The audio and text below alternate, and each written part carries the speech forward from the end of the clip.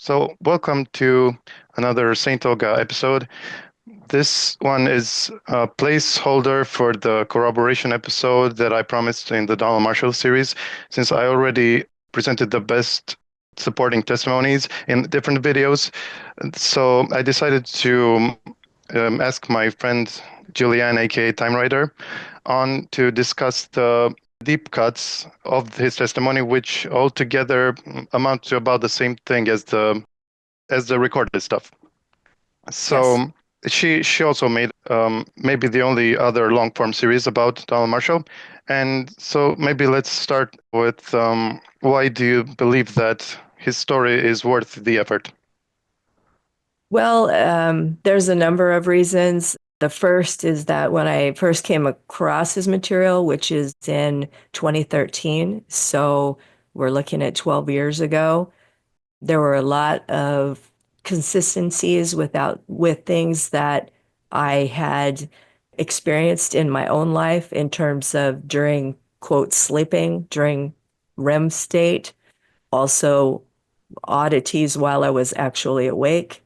And so when he started talking about consciousness transfer, at that time it was not discussed the way it is now in the truth movement. I've been a part of what I guess you'd call the truth movement or waking up or a reality junkie or whatever since 1998. So by the time I came across Donnie's material in 2013, I had a pretty good baseline in terms of an understanding about we had been told a lot of lies about history, about our lives, about what space is, etc.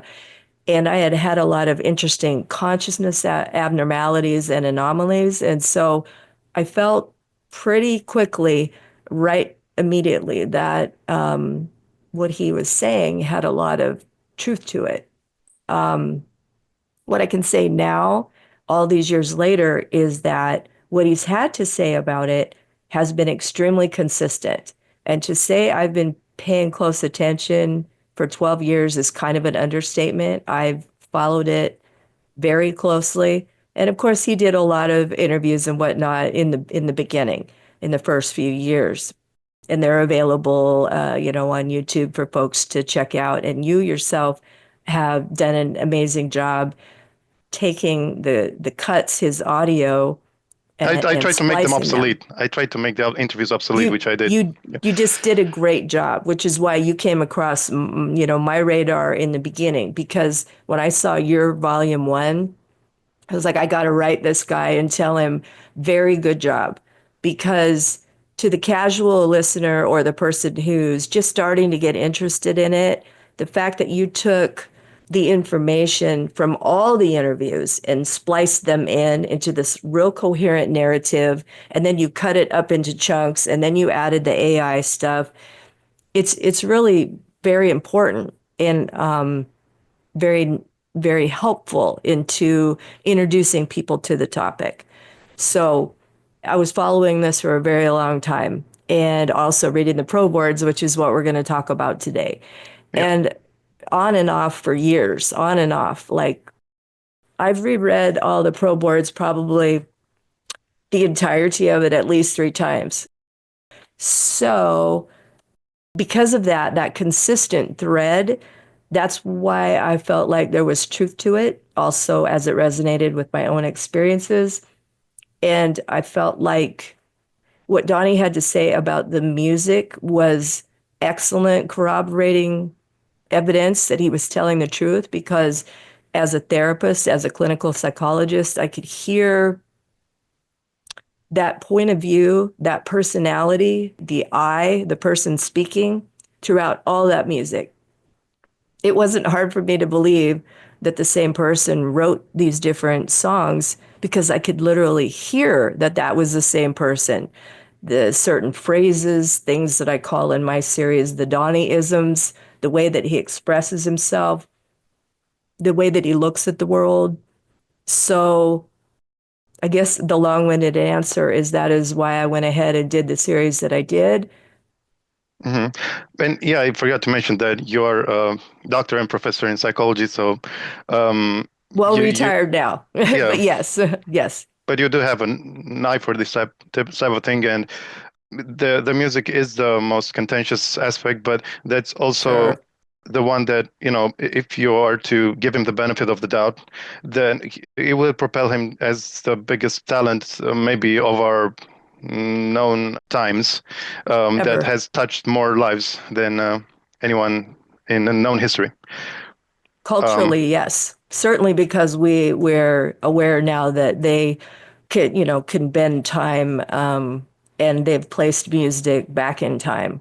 So I believe that culturally, the argument could be made that, besides more supernatural or more extra natural beings that have such a wide cultural reach, Donnie would certainly be up there in the conversation as a human that has the widest scope of cultural influence across many centuries, literally. yeah, that would be definitely why I did it, because why Sure. I sunk the hours. But to clarify, the ProBoards means the collection of all his written material, which includes different social media platforms, and not so much a forum. So the main highlight is the quotes by Donald Yes. over the years. And I was going to start with a few examples, and Sure. correct me when I'm wrong or if I miss a detail. But the ones I'm going to start with are the ones that add a lot of support to his already, thorny claims. Sure. Sounds good. So when he first wrote the letter coming out in 2011, he had to write it out like 5 to 7 times because they kept turning back using as he called it, the proton collider slam, which is in Yes. SSP parlance is the anti-telephoning device, with which they Okay. can basically save like a save game in a video game, and then they load it whenever they'd made the last save or slam. Correct. And that wasn't the only instance when they applied it in Donald Marshall's case. They also did it to mess with friends of his, Yes. and including his closest friend, who he would see almost every day for about Yes. a decade. And they frightened him to death by Donald was staying over one day and playing the game Halo, Yes. and everything was normal the first time around.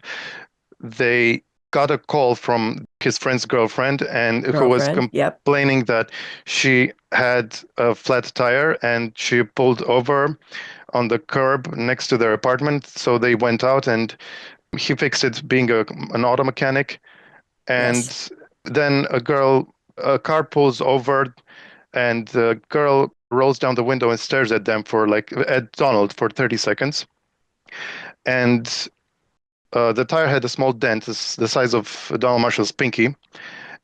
Then cuts to the second day. He wakes up in the same circumstance, in the same place, but at this Yes. point, he only had a deja vu feeling. Allegedly, the first day you have a strong deja vu. The second day Right. you remember 50% of the events, and the Yes. third you remember 100%. Remember all of it. Right. Right. Okay. Yes. Um, Before he woke up, though, the reason why they were doing this to him is because, in addition to wanting to torment his friend, I guess, is to convince him to join the Illuminati, Yeah. because he had recently been memory unsuppressed, and this was before coming out with his testimony. Right. But they gave him hard trouble to the extent that he had to go in the hospital. So they tortured him even more than before, and Yeah. forced him into this time loop. Yes. Then the second day felt almost like a prank. The events again unfolded the same way as before. The kid rolled up, the Yep. girlfriend called. Called on the phone. Yep. When it started happening again, Donnie just told a friend, hey, this is going to happen. And then your girlfriend's going to call, and there's going to be a flat tire. And then some woman's going to stare at me, la, la, la, la. And it had the desired effect, which it really scared the person. The person said, I believe you, but I don't want to have nothing to do with this.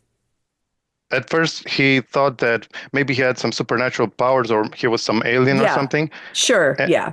And Donald kept approaching it differently as soon as he noticed that he was in a time loop to test different reactions, which he Yep. some things were inevitable, but some things he could control. Like sometimes, some mornings he chose not to play Halo with him, and the girlfriend Right. still called. And Yes. in fact, he had notified his friend that your girlfriend is going to call even before the flat tire happened. So that's what made Yep. his friend and his Yes. girlfriend really freak out.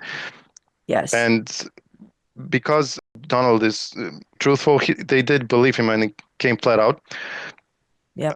And the fourth day, he considered it a waste of time to go through it all over again. So he I just bet.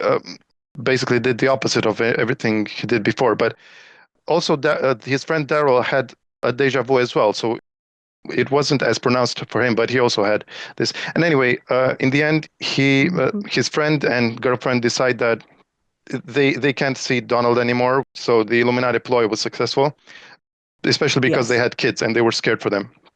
Yes. That's the punchline. The punchline is it worked to scare away a support. So looking at it psychologically, what they did was peel away from Donnie a strength or a support in and what we call natural supports in my field in your life is like your friends, your family, etc. So they were like peeling that away, and that person was very that family was important to Donnie because he didn't have a really positive home life, right? I mean, the situation was very negative with the mom and the stepdad, and so it worked. It worked to take away the support. Yeah. In fact, they didn't even stop with that. They even cloned some other friends of Yes. his, Yes, I remember that too. Yes. such as a guy called Ryan. They first Ryan. waited the full 5 months for his clone body to form, and as soon as that Right. happened, he woke up strapped to some pole in the middle of the arena Yeah. and got accosted by Queen Elizabeth, who threatened him that they were going to do despicable things that he couldn't even imagine unless Yeah. he totally alienated himself from Donald. And of course, the guy thought that he was in his real body, and this was a Yeah. real scenario. And Yes. yeah, apparently multiple of his friends went through that. And also, there's people on Donald Marshall's friends list that attend cloning and that sometimes talk to him the same day, relating the exact happenings of the day before without Donald Marshall even asking them about it. Yes. Yes. That's happened a few times, like over the years on the ProBoards or social media, or Donnie will say to somebody who's commenting, "You were there, weren't you?" I feel like, he's got a real good detector. He could tell when Mhm. someone was there, even if their consciousness was in a different body. So I'm thinking of one time in particular. There was a girl there. Mhm. And so, They wouldn't go forward with it though because they fear looking crazy, unlike Donald, or being embarrassed, or maybe even being tortured. But yes. can you recall other times when they used time jumping in Donald's written account? Well, I think the most important one of the most important ones was the original time when he was, putting out the disclosure letter. Um, he wrote the letter and then they took him there and tortured him and said, "Oh no, you are not putting this letter out." And finally he's like, "Okay, okay, okay, whatever." And then next day went right back at it again. And I think he said somewhere between, 5 or 6 times. It took him a number of times to actually be able to release the actual original disclosure letter. And if I remember right, he said that the letter first went out to the Arab world first on the internet, and Yes. then he stretched it out in a more global way, or at least over in our neck of the woods over here in America, Canada. But he had chosen the Arabian folks first. I think he said because that he felt like that they would be a receptive audience, and that he felt like who he calls the Illuminati, like the Western sort of the Queen Elizabeth group, didn't like the Arabian group, and so he was targeting them, and then he made it more global. But yeah, as far as the time jumping, that one was very important, Hmm. and he talked about it in detail. And Yeah. it's true that he had a lot of success with he calls them the Muslims at first because Yes, that's of right. Yep. their strong beliefs. That's why they even Vladimir Putin hates them at cloning allegedly. Yes. I mean, he's mentioned different times throughout the years on the ProBoards. He'll say things like, "Hey, did you guys notice that yesterday? It felt really weird, like a sense of deja vu because we repeated yesterday." Um, and a lot of times people will say no. Every once in a while, someone will say, "Oh, yeah, it did feel weird." And I have felt that before in my life where I felt like I fucking know we are redoing a day. Just Really? it's, oh, yeah. Um, at least 4 times I can count, and But that's not a lot, but but he I said that do. he said that the third and fourth you have almost full knowledge of the events that are to occur. Did that happen to you? Yes. Yes. No, not in that way. Not 4 of one time. I mean, 4 across the last like 10 years. I've noticed it. So it would be one incident and then another incident and then another. So no, I've never repeated one day 4 times to the point, but I've definitely felt a few times, 4 separate times across time, somewhere between 2015 and now, Hmm. where I've said to my husband, my children, I know that I'm repeating today. I know we are all repeating today. And I don't know how I know that. It everything just feels very, very, very deja vu-y. And I can predict, or I'll You think, can okay, yeah, you and can predict. yeah, oh yeah. Like I'll think, okay, this thing's gonna happen. This person's gonna call me. Yes, Hmm. yes. It's a really It makes my head feel strange. It's hard to explain, but I feel like shaky and jittery when I do have those kinds of, like it's almost like you throw a pebble in the water. I can feel the perturbations or the ripples. I wish I could do more. I wish I could, but I have noticed them. There's a lot of unknown variables like maybe the person that's the closest to their target feels it the strongest. That's the same way Mm, that his friend only felt it slightly. So but these things will be revealed in the end, like Donald Marshall says. yes, But the mysterious, the end. That's in all the songs. Yes. so let's jump to the other DOMs or cloning centers that he has been abducted to. Do you Okay. recall any of them? And maybe you know interweave that with your own experience, exposure to different cloning centers. Well, and I'll just say this right off the bat.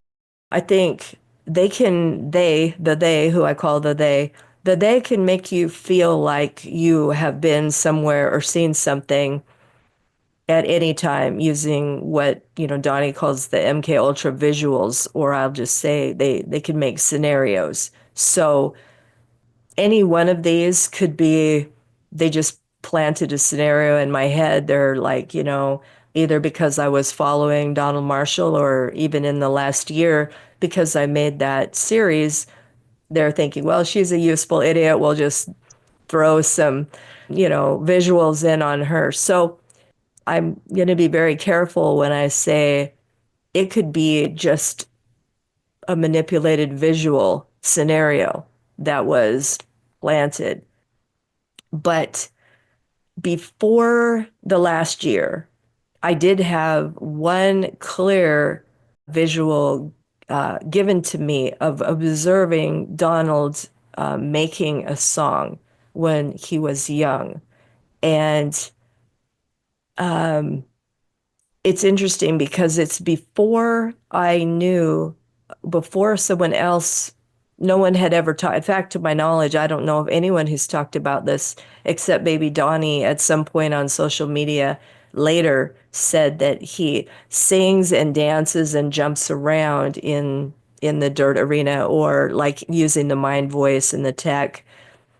And I had never like read that before, but I have a visual, or it was given to me a vision of him dancing, and it was very interesting. He was like leaping in the air and like moving, and he was singing, and I was just struck by. It's pretty fantastic to see. I can see why they were awestruck by it, right? So either that was placed in me as a real memory. Maybe I was there observing it when I was little. But as far as me, I have my own memories of being in underground situations.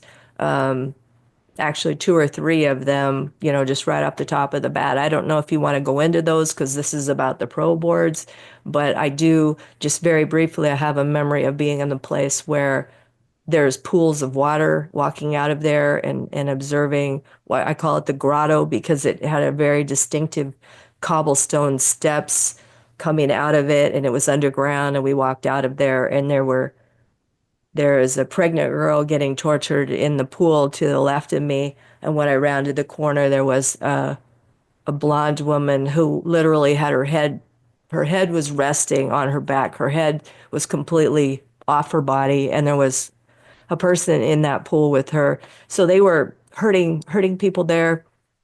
I also have a situation where my husband and I were put in a scenario where we were in a room that I would later see in Altered Carbon, where it's like VR, where you're in it and you're fighting to the death. In our case, we had to fight and fuck to death.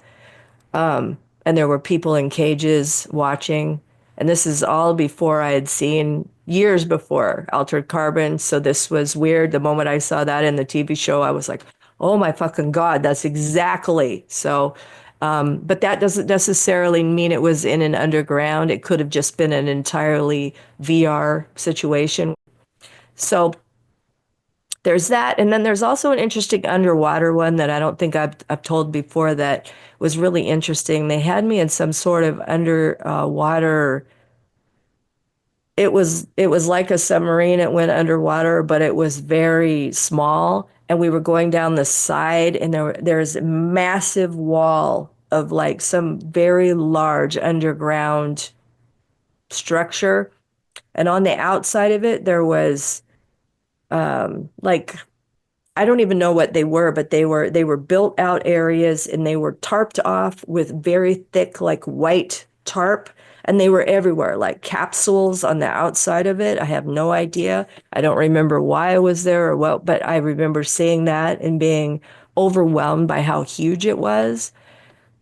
So yeah, the I don't doubt at all. I didn't doubt the moment Donnie started talking about this stuff. I didn't doubt it because of the situations that I had experienced.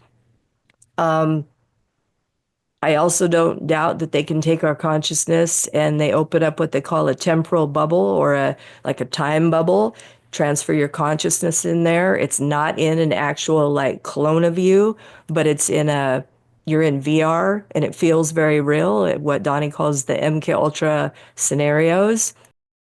That happens a lot. That probably happens, two or three times a week in different scenarios. So I don't doubt that's happening at all. Yeah, even MK Ultra can be construed as either a clone that has a VR set on it, or That too. the let's say scenario that Donald Marshall was referring to in the quote. They got one where you're never physically there, just your mind and Inception Yes. like shit. But Yep. another with solid organic clones of you. They wanted me to say it was just the first one and that I was mistaken. I won't lie about it. So Yes. Yeah. They wanted him to just say, oh, it's all just VR. I think that's why he led with the REM stuff, because he really wanted to make the point it's not all just VR. He wanted yeah, to make the point. They are making clones. They do have clones of many of us, and our consciousness can be transferred into a clone of yourself, or into a different body, or into a different species. Hmm. And that was difficult for a lot of the interviewers to take in 2012. A lot of people were like, "What? What do you mean?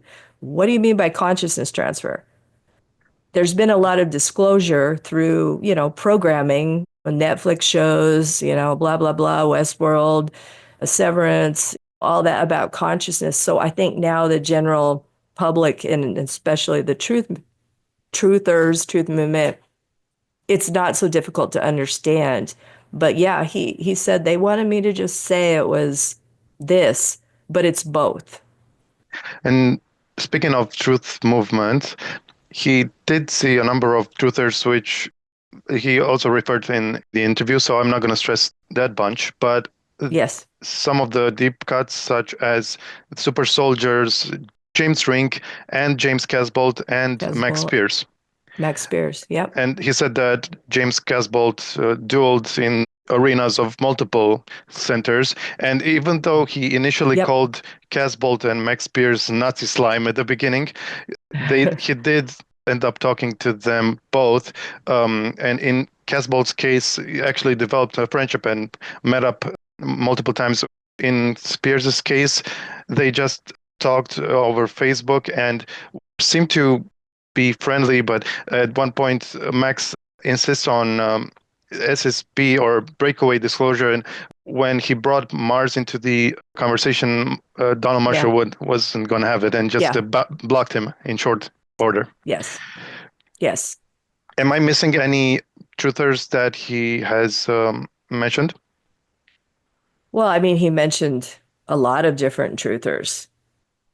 Him and Freeman Fly had a go around where he told Freeman, I've met you there, and Freeman says, I don't remember meeting him there. And Freeman Fly even brought that up a couple years ago in I think it was on the Cosmic Salon on Nisha's show, where he said, Donald says I was there, and I don't think Donnie had anything nice to say about it. There's the Roxy Lopez.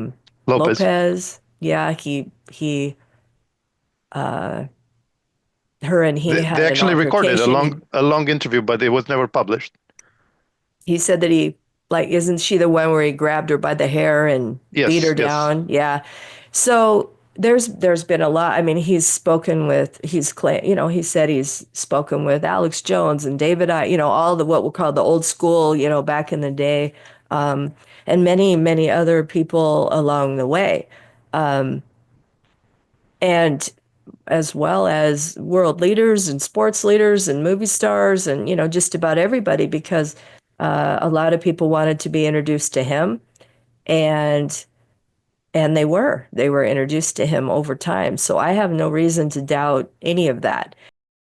And just to close with the different cloning centers, Mm. because I did set out this challenge in one video for people to remote view the location of the celebrity cloning one in Oh, British Columbia. I wanted to just drop in the fact that the most convincing claim so far is a location called Thirsty Lake, which is in British Columbia.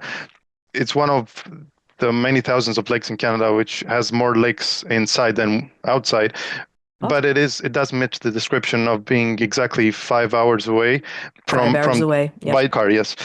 By car. Yeah. And there was a guy on some old live stream that was completely adamant, and he seemed to have first-hand information, and there's no real reason to doubt it other than he's being manipulated. But the other thing that Marshall said was that when he was taken to other cloning centers, that the nastiest were the Chinese ones, Yes. and that you don't know pain until you have retarded Chinese people dissecting your testicles. Yeah, that's a direct quote. And you know what? That was between like 2020 through 2022. It was almost nightly on different social media.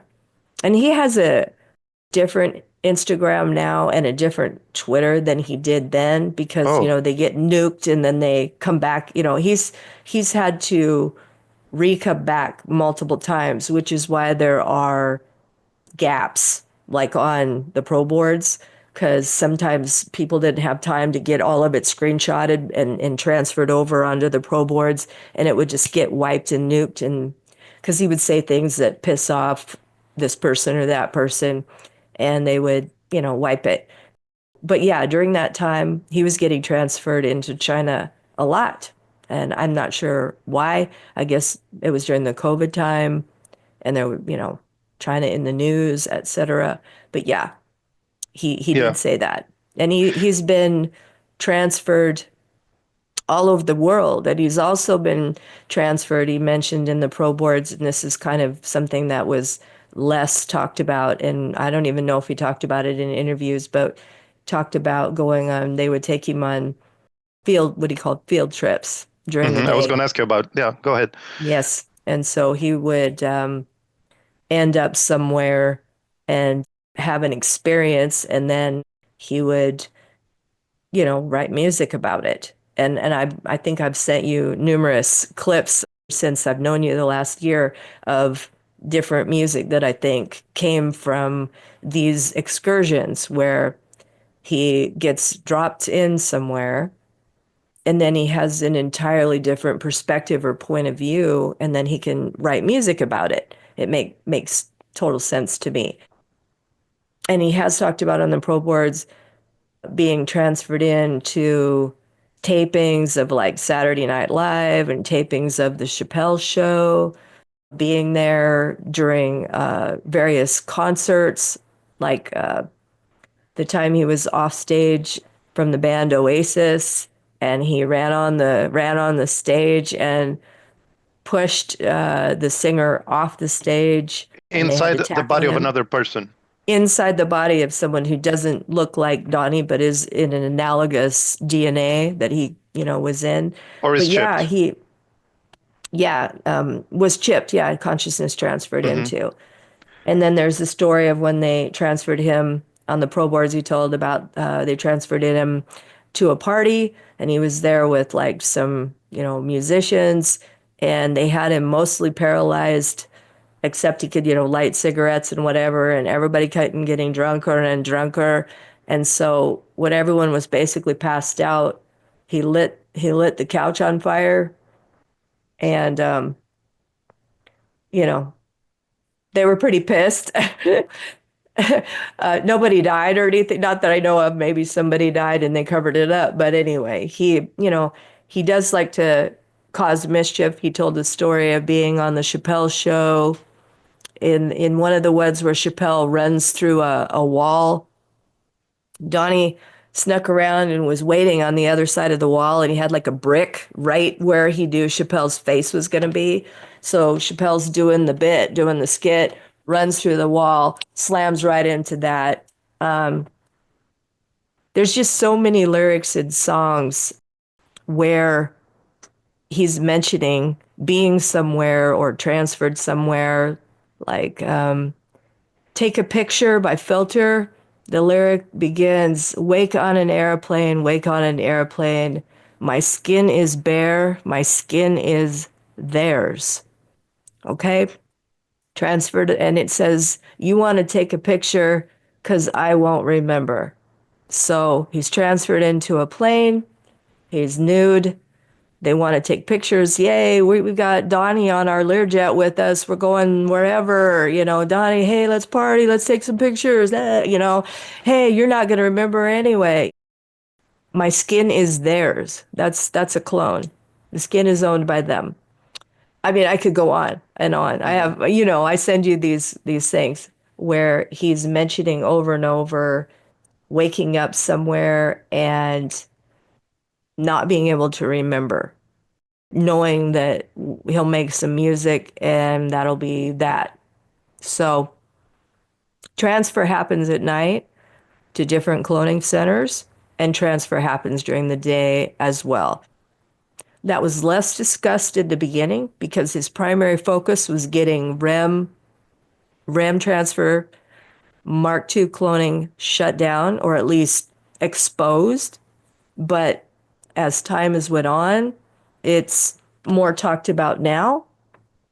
Not Like enough, though. even Not enough, I would say, Oh because no, I agree, not enough. And you know what?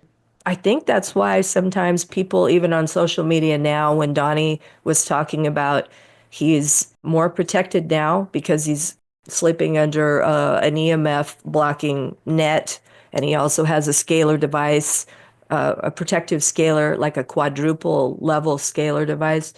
But he would say, okay, I leave my net and then like I go make a sandwich or go pee or whatever, and then I get back in the net and then I have memories of what happened.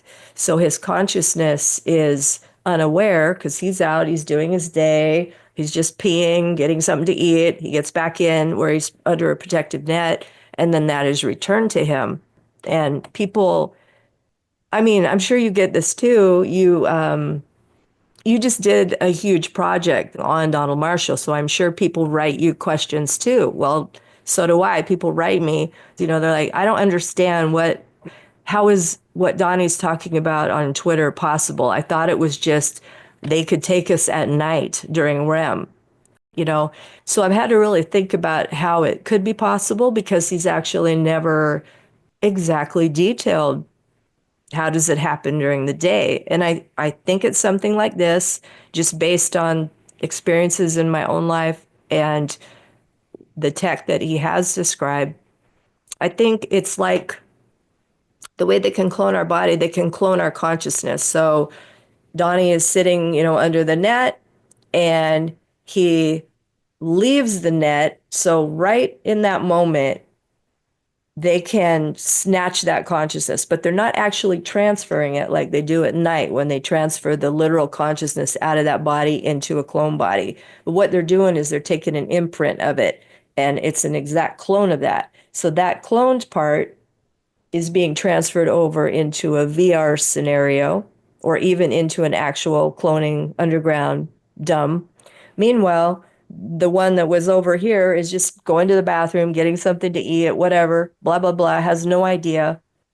But when he goes back under the net, these memories are then dumped back in. And the reason I think it's something like that is he's described numerous times on the ProBoards some of the world leaders who have numerous copies of themselves in different people during the day. Like say, we'll just do a generic world leader number one. That person, leader, queen, king, whatever, that person has their primary consciousness, but they also have other versions of that consciousness living in other lives or having other experiences. Donnie said that some of them love to be transferred into other bodies and live like a debaucherous month, going around, fighting, fucking, just doing whatever, and then ending in a blaze of glory, shooting themselves or whatever. And then they get all those memories dumped back in. Can So, can you go over the most spicy of those, which has to do with Queen Elizabeth? yeah, he said that Queen Elizabeth enjoyed living, having sexual escapades and violent escapades in that manner in which she wanted to be transferred into a younger version of herself. And then, Donnie's description of it was, she goes from bar to bar, whoring her way around, and it ends in a massive, violent bloodbath where either she kills someone and then herself or whatever. But I'm less interested in a specific, like spilling the tea on a specific world leader or a specific Hollywood person. I think it's really important to look at like the meta, the macro level here. What it means is that anyone with this technology at any point in time can live any experience in humanity that they want. They can transfer their consciousness into anyone, anywhere. You want to live as a person living in Antarctica, boom, there you're there. You can, you know what I mean? It is the ultimate VR, the ultimate, but it's more like live action role play. It's more like LARPing, right? So when we understand that, then it makes it a lot easier to understand why some of the people that we see, like world leaders, government leaders, or whatever, acting bizarrely, acting not like they used to act or differently, because it's highly likely that just a different person is running that body or that avatar. It's very likely. They think nothing of it. Have you ever seen the movie The Congress with Robin Wright Penn? Well, one of No. the things that the elite do in that movie is they take a drug and they are able to feel and live as if they are another person in the room, like a different celebrity, like a male celebrity wants to feel like what it feels like to be in the female's body, etc. And in the movie, it talks about it in terms of an actual drug or a pill. But I believe that, or even they did a send up of this, like in the movie, being John Malkovich, right? You're in John Malkovich's head. You're being John Malkovich. They tell us over and over what they're doing. So they are able at any time to transfer consciousness around. They're also able to take us at any time, asleep or not, and do whatever. And that's the kind of stuff that Donnie didn't talk about as much on the interviews because he was, importantly, of course, bringing awareness and disclosure to the atrocities that are happening in our cloned versions of ourselves. But all of this other stuff is available as well. The technology is mind-blowing and far beyond what other people can actually understand. And this is how they hop through time as well. They just clone the consciousness into another version of themselves or a relative, and boom, they never die. They're technologically immortal. Hmm. I think there's a bifurcation. There's two possibilities when it comes to explaining his abductions post the canopy, because he essentially blocked the transfers while he was in it. But yeah, outside he Yes. was still snatched even by going to the bathroom. But that means Yep. there were two of them that were animating. So two Donald Marshalls that were animating two Yep. bodies, Yep. and because otherwise one of them would have fainted or lost control. But That's why it wasn't a transfer. That's why I was like it's like it's a fence. They put like a fence around that part in the consciousness and just, create an actual clone of it, clone it out and put it into whatever scenario they want.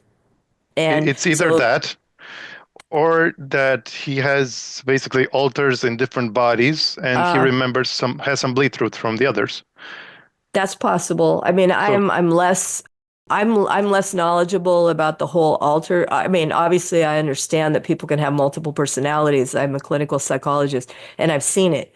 But I'm less knowledgeable about the alters the way you're talking about it. yeah, it's nothing for them to have multiple people ran by the same conscious. That's how Mm, SSP is the backbone of SSP, in sending hmm. people on time loops. But Yeah, I get that. I know you said that you want it to be big picture, and I agree, but I would still think it's best to like combine specific stuff in order to root it, to ground it, and Sure. then do the big picture stuff as well. But Sure. No, I don't disagree. I'm just saying that like I love that neither one of us wants to do a video about whether Madonna's there or not, right? We're beyond, doing a celebrity tell-all kind of a thing. And I think that's good because that's not the important thing here. and if we are going to talk about story, just the very highlights because people do want to Yeah. know. And but since we're Well, on I the mean, I think topic, the answer is anyone. I mean, it's very confusing to me. Anybody who is on the television has been to cloning. I mean, you don't get to be where all these people are without interacting in some way. Major sports figure, been to cloning. Major, telecaster at there's cloning. there's a direct correspondence between how much you appear on television and how often you appear in cloning. I would Also, guess. because I would if you guess. don't play ball, they simply don't abduct you anymore. That's the best case, which apparently the government of Greece did that, and that's why Queen Elizabeth decided for the economic climate to rain on Greece, and Mm, that's what they did. But interesting. so in addition to the Greek people, the Muslims and the Hindus have the least numbers in the cloning centers because of their strong beliefs. But Hmm. since we're on the topic of abductions and blocking the transfers, can you go over? So let me just set it up. So Okay. a long time ago, I think when he was a teenager, he teased Queen Elizabeth that not even you can block Mm, the REM transfer signal, probably in an effort to get something out of her. And she totally bit the bait and got, angry and told him that yes, actually, you can through scalar wave scrambling technology, but that's something that you'll never have access to because you're poor. And the people around her at the time, turned their nose at that because it was supposed to be a tightly held secret. But Donald right. Marshall did make a note of that, and all these years later managed to scrounge enough money to buy those, and allegedly has successfully halted the transfers of any kind, and is enjoying the best time of his life in the last, I don't know, a month and a half. So Right. upon hearing this, you took him up on it and purchased the devices for yourself. And could you give some feedback about how that went? Sure.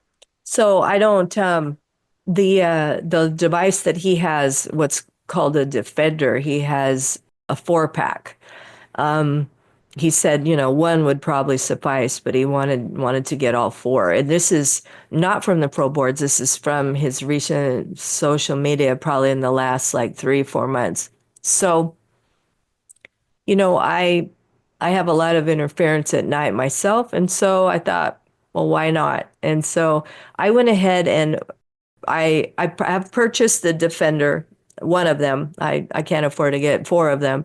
I think one will be good. So we'll see. I don't. That's coming in the mail right now, so I don't know. I can't speak to that yet. But I do have this one. This is the $200 one. They call it the chakra pendant, and the reason I chose to do this is it's a combo product. It is got supposedly 3 feet of scalar defense around you, like a fence, kind of a scalar fence. And on top of that, I don't know if you can see it blinking through the camera, but it blinks scalar energy to the chakra centers up and down the spine, the Jacob's ladder up and down the Roy G. Biv, red, orange, yellow. I'm sure everybody's aware of the chakra stuff. And I'm not like a hokey crystals kind of a thing, although there's power there, but I don't know much about that. But what I did think was there's truth about our bodies, the piezoelectric energy that even our bones and our body gives off the electromagnetic signature, and that this is readable on scalar energy healing devices. You can actually measure it and see. And I thought, I'll start with one of these and see if I notice anything at all. Because I do get transferred at night and have all kinds of adventures. And as you and I talked about before, I have this sort of nocturnal dream thing that happens to me. And I just wanted to see, what will this do to hit? Because hypothetically, if we're looking at like the orange chakra, then that and then all the way up to the purple crown, the purple. I was wondering what will that do to what happens to me at night and my own sort of weird thing that my brain does. So I've had it now for 3 weeks, 2.5 weeks today. And I'll tell you, for the first 2 days I put it on, it's really strange. I felt really weird. And what's odd is I just put it on and dropped it beneath my t-shirt and I forgot I had it on. So I started feeling really weird like an hour later.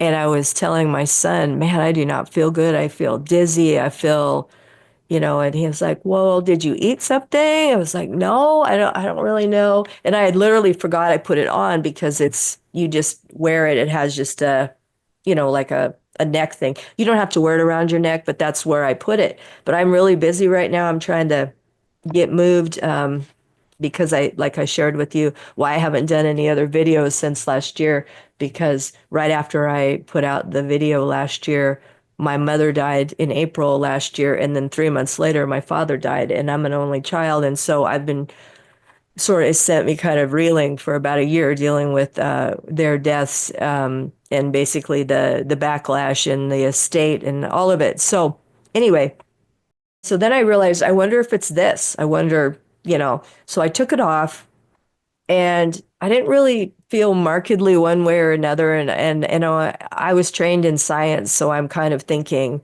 well, at first I had forgotten I had it on, so that's a real effect. That's not like a correlation where in my mind I made it happen. I'm like paranoid about it or worried about it, which I wasn't. But you can always argue, well, you knew it was there, so that's why you felt dizzy. None of that happened. But I just thought, okay, I'm just going to leave it on. I read the pamphlet again, and it said it can cause some disconcerting dizziness, whatever. But I just wanted to give it a chance. So, about 4 or 5 hours after that, I felt this amazing energy surge, and I had kept it on. And to be honest with you, it's been there ever since.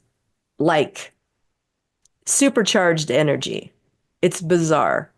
Um, and in psychology, there's like mediating variables and moderating variables. These are the types of things that can affect an actual stimuli or variable. And one thing affects the strength or the direction of the other. And what I would say is that this device has helped with the overlays that we live in. Like we live, I don't know what we live in, but we live in some kind of generative computational, I don't like the word simulation, but it's definitely a mathematical, it's an AI that produces organic things, which is an oxymoron, I guess, to many people thinking about it. But that's what we live in. And we live in a lot of like nets over us, technological AI that we can't see, but that are there. I mean, people understand about like 5G and stuff like that, but there's a lot. I always direct people to the channel on YouTube, Look Out for Charlie. It's Look Out for FA, like for Charlie. He's a sound guy, a sound technician who's been looking into, at first he was looking into like electromagnetic things like ghosts and electronic phenomena. And he's been doing this for 30 years. Well, he has developed a way to measure some of the things that we can't detect that are outside the governors that are put upon us. We have governors just like on a car where we're capped off. We can only see Roy G. Biv. We can only hear. I mean, we are very, very limited.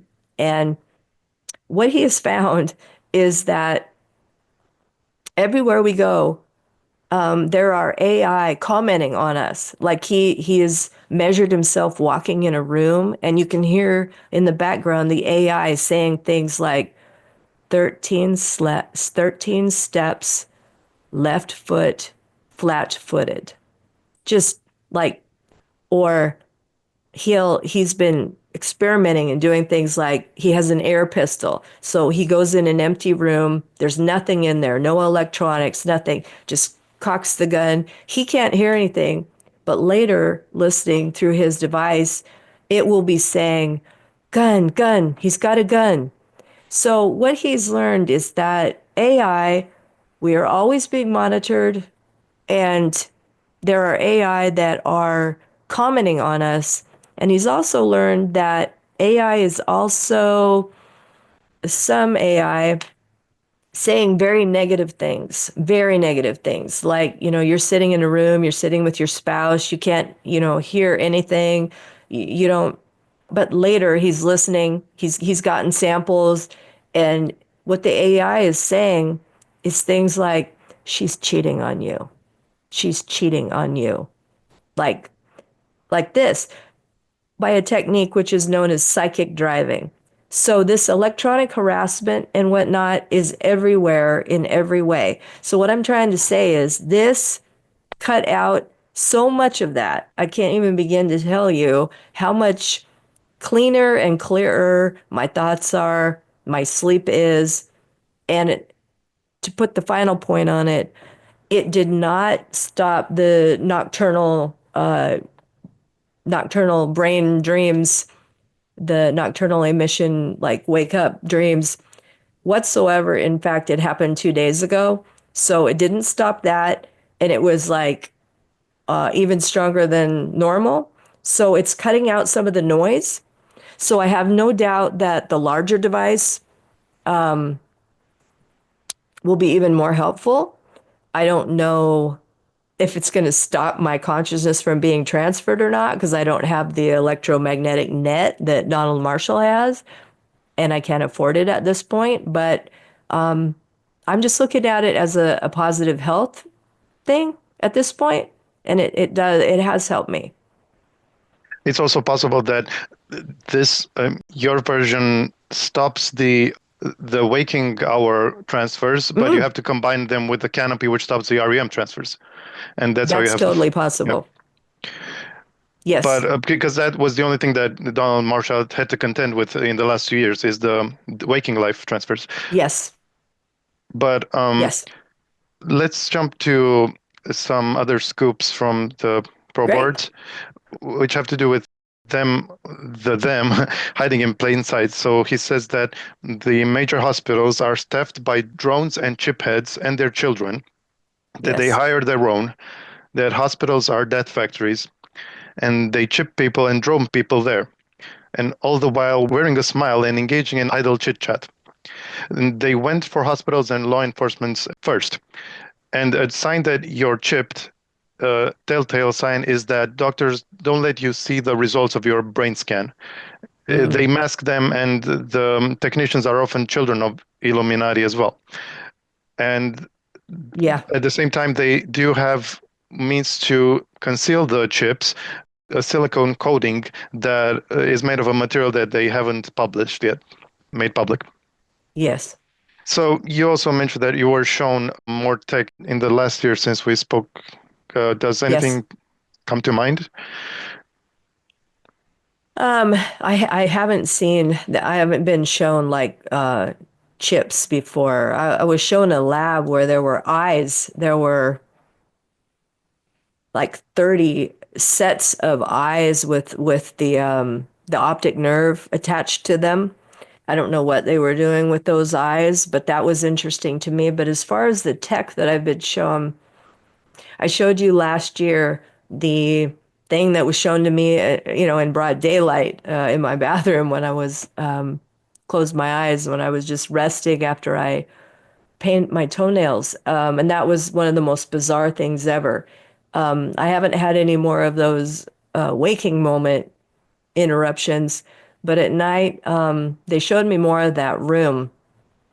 Like I saw that room again with all the moving hieroglyphics, their symbols and shapes, and they're moving very quickly. And then there was like holographic other tech that was floating in front of it with a bubbled screen. It simultaneously looked old school, like the 50s, while meanwhile being like way advanced. So it was quite interesting that there's that sort of strange confluence of the way that looks. But they showed me that, and then I got a view of this whole other area over here, and it's a long bank of computer screens that also have the strange bubble over them. And then another night, they showed me what they said were the building blocks. They said your world is like it's 3D printed, but it's much more. It's much more than that, but it's something that you can understand. So we'll tell it to you like this. And there are Legos. It's like Legos. And then they showed me the strangest looking like white. They looked kind of like Legos, but not Legos because they were not like in like rectangles and like noticeable shapes. They were in a lot of anomalous, odd shapes, and they even had like curves in them, but they all fit together. And that was kind of a like a close-up view of it, and they showed it to me close, and then they like pulled me out, and what it looked like was a waving mat of like moving numbers and symbols that was kind of white and glowing. Were So there that different was really, colors? I didn't see any colors except white. Okay. It was white. Um, and then another time this year, they showed me more up close, like the symbols to the point where and I keep a dream diary now because a lot of this is a lot more clear to me. So I've been writing everything down. Well, I've done that on and off my whole life, but a lot since 2020. So I have books and books full of this stuff now. But they showed me some of the hieroglyphics, and I was working really hard to memorize them because I want to see what they are. So when I got up, I was able to remember five of them. So I drew them in my little dream diary. So I have five of the symbols. I don't know what they mean. I don't know what they are, but and I'm always asking questions like why are you showing me this stuff? And what is this? You know, sometimes I get answers, sometimes I don't. One time a few months ago, someone in one of those spaces and places told me that it's something about how my brain resonates and vibrates when I look at these certain symbols. They're either studying it or they want it for something. I don't know. I mean, obviously they're using all of us for resources on many levels. It doesn't make me special or different. It just means I can remember it a little bit better at this point because I'm really trying and much more lucid in my dreams now, even more so with this device. And so, yeah, that's kind of the update so far on any tech. I wish I could tell you more about the tech, but Oh, but you yeah. forgot that it has to do with Tesla's, insistence that the number 369 hide a great and magnificent secret of the universe or something. Yes, yeah, they did tell me that. I was like, okay, because I think I don't know, this might even be AI that are just manifesting in front of me as, humans or humanoid looking entities. I think, and I'm going to back up for a second. I've been listening to other people's stories about their interactions for years and years now, 27 or 28 to be exact. And a lot of times people are special and different and they're living this amazing life and whatever. And I am just really careful now when they tell me something like that to be aware that they are masters of manipulation and they love to make humans feel like they're special, like play on the ego thing. But yes, they told me that, there's a reason that my name uh, is what it is and that my birthday encodes exactly 369 and that it has to do with Tesla and the frequency and vibration, and that my last name literally translates to the skeleton key or the key for everything. But then obviously it's a little unusual last name. There's not that many people, but they try to manipulate me, tell me that my lineage is important. I have a blood disorder that's tied back to southern France, and that I hear a lot of this stuff The too, but I bloodline, think yeah, of yes, Jesus. the And bloodline, not of Jesus, no. oh, okay. But yeah, they like to tell me stuff that you know I don't know. I don't know if it's true or not, but what I do know is that I care a lot about finding out the truth of what's going on here, and I've spent a very long time trying to do my best to sort it out, and I'm going to continue to do so. And I think I'm getting better and better at just being in this place of like it's a dialectic. It's both. It could be this, it could be that, it could be anything in between. And I'm just going to kind of just keep, moving forward and try to just be balanced and present and all of those things. And if it's true, great. If it's not, great. I just want to be part of the solution here, whatever that might look like. I don't have like some firm idea of saving the world or something. I'm not trying to save this place. I'd like to, level up out of here. But I want to do the best job I can while I'm here, helping people sort out for themselves the big questions, which again, I think are, who are we really? What is this place really? And again, that is one of the reasons why I chose the Donald Marshall material to start my, talking about this stuff publicly, because I think it's a door, it's a way to open up into this information. There's a lot of truth in there. And I just wish people would give it more of a chance. It's been a year since I put it out, and I've certainly had the gamut. There's been a lot of positive. Interestingly, a lot of people who are new to the material, it really resonated with them and made a big impact. And also, interestingly, people who have been in the truth movement who are like, no, that's old news, been there, done that. That's not interesting. And I find that fascinating because Donnie's one of the most consistent tellers of a narrative and a truth that we've had in the truth movement. And so many things he said are now coming true. I mean, they admit in neuroscience and published papers now that they can hack into people's dreams and talk with people who are dreaming during REM, and all of this stuff is just casually rolled out now in the scientific world, that consciousness is a thing and that it's malleable and changeable. And now they're saying, cloning is very, just the other day, cloning can happen. We can, but should we? As if they haven't already. Talking about making hybrid things. Of course, that's another thing he talked about at length on the ProBoards.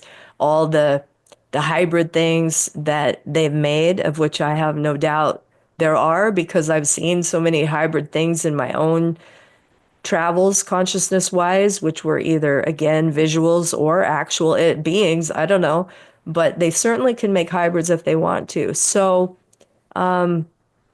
yeah, Donald Marshall has had this consistent narrative, and it makes me wonder. I'm sure you've gotten people commenting too, people who are just, they want to dismiss it because they want to just say, oh, he's, that narcissistic weirdo, or, whatever. People get vitriolic about it. They get real unhappy if they find out that their beloved musician didn't make the music that they want them to have made. Yeah, it's a small but vocal minority, but Yes, it's it is. it's I agree that you can't possibly hope to make any headway with SSP and breakaway topics Sure. without first, you know, rendering crystal clear the cloning and the Vril, the body snatching of all types. So Yeah. maybe let's go to that, specifically the body snatching through biology. Okay. So Donald said that it goes way back to Atlantis, and then slightly more recently to the Knights Templar, who are digging around the Holy Land during the Crusades looking for holy relics, and they get Yes. swarmed by Vril ones, and a lot of them were killed or disabled or turned into hosts. Hosts. And the hosts in turn infiltrated their leadership and made more hosts, because that's what Vril do. That's what they do. And that's Yep. allegedly why the Roman Catholic Church burned them, and also why they had to resort to that, and also why the Spanish Inquisition happened. And they Mm-hmm. called the parasite hosts demonic possessions. And Yep. this also underlies the at least in large part, the many witch trials and warlock Mm. trials, Mm-hmm. and the Yep. hunts, and why so many innocents were killed. I mean, yes, partly because of prejudice, and partly maybe to destroy certain bloodlines, but also in at least in large part because they wanted drones to die, and that's more excusable. Yes. Right. And also, he said that's what the Great Pyramid, at least in partial use, was a Vril trap. That all the Hmm. scales they found down in the bottom were actually dead Vril. So it seems like that the Vril have been a problem on and off for each one of the kingdoms that have existed here, according to Donnie. Hmm. Yeah, they're the lowest rung of the lizards, but they're still menace. But Yeah. the Templars, to finish with that, also worshipped cats, and Yes, the that's cats. no, Yep. and did ritual sacrifices as well as Egypt. And Donald Marshall knows that he's going out on a limb, but this is exactly what he was told that Vril type ones have sex with cats. Uh, Cats. They they're rip them. Yep. approximately the right size Right for that, size. Yep. and they don't. The cats don't judge the Vril by their appearance. In fact, they're kind of afraid instinctually, knowing that they're toxic and poisonous. And so they Yes. don't resist the advances. And eventually the Yep. cats treat the Vril like a cat and love it, and just like it was another cat. And Right. the Vril also drone Yeah. cats. And the parasite Yes. cat is very smart, smarter than a normal cat. Normal cat. Yep. And also, this explains why the church was burning the Templars' cats, which is another known Yes. fact. And Yes. because the They cats were did. coast. Yes. I don't know if you want to disclose this, but it's very much on topic. And the strong speculation, without anything tangible, that an influencer Mm. is a host. Yes. Well, I think we can disclose it in this way, in that it's it's really clear to me that some of the influencers, more than one, but definitely the one that you and I talked about, are drone hosts, as well as there are many drones in Hollywood, many drones in sports and in dance and theater. They're everywhere. And Donnie has said that over the years, that they're placed in places of influence. So absolutely, yes. May we describe, without naming names, what led you to this conclusion? For example, just the type of clues, in addition to the many tattoos of a skull that has like a proboscis, and also one that says "Made in Hell," another one that has Mm-hmm. spider, and one of a snake and of a scorpion. Yes. And what Yes. about the things that he or she said that were very telling? There's just so many little hinty things, and this is another thing Donnie would say to us on the ProBoards years ago. Look for what they're saying. They will hint, he called it being hinty. They'll be hinty, they'll tell you. And this influencer is always doing little things, not just the covering of the one eye, but hinting that they're an imposter, or saying odd phrases like, I am a human that X, or I am a human that does Y. And I'm thinking to myself, I don't think in my life as a human, and I'm 56, that I've ever announced, I am a human that, you know what I mean, right? I don't feel the urge that I need to like remind all y'all that I'm an actual human. But this being does feel the urge to do so, and posts song lyrics and things about like subterfuge, that things are not as real as they seem. And, if you go back over time, you'll see that there's a thread there. And obviously, I could be totally wrong about that one, but I don't think I am. I believe that these are people who, just like Donnie said, and Donnie said this a lot on the pro boards, not to name any celebrities specifically, but many of them are remade Egyptian, from Egyptian times, deity, Royalty, yeah. royalty, or like in the case of like Mike Tyson, he said he was a beloved, cherished bodyguard in ancient Egypt. So Bodyguard these over are, Pharaoh, yeah. yes, bodyguard of a pharaoh. So like these are back to the influencers. There's no difference. They're creating bodies. They can not just they can create clones, and not just clones that are used during REM, but clones that are, like Donnie said, Mark III and Mark IV clones that are out in society and among us. And they can be carrying what Donnie calls a chip head, like a consciousness of really anything, any entity, any being. It could be a Vril entity on a chip or the biological proboscis kind of Vrilling drone. There are a lot of different beings among us. And these influencers are basically created. The bodies are grown, and then a consciousness is dumped in there, whether it's a real consciousness or just an AI consciousness, and they're among us, and they're put in front of people to influence them in certain ways and doing certain things. And there Yeah, are they're planted. They're planted. You wet. animal Mhm. influencers that are, I think, also vrilled and, Yes, in this case, her cat also yes. had trademark signs of Yes, being. 100%. Yes. So it just, when you start looking, it's everywhere. It's, it's in every TV show, it's in every, song, it's everywhere. It's on Instagram everywhere, it's on Twitter everywhere. They are among us, And just 100%. and just to give maybe people another hint without naming names, there's a choreography that has garnered like hundreds of millions of views on YouTube that stresses the this gesture with the eye, like you're about Correct. to insert something, and that's the author of that. You have it on pretty good authority that his, I mean, not just a supposition, but also secondhand accounts that you've heard. Yes. Yeah, a person who actually interacted with that person, what they think before and after the consciousness was totally different. Yeah. Which coincided with him becoming famous because that's Yes. when 100%. mhm. Yes.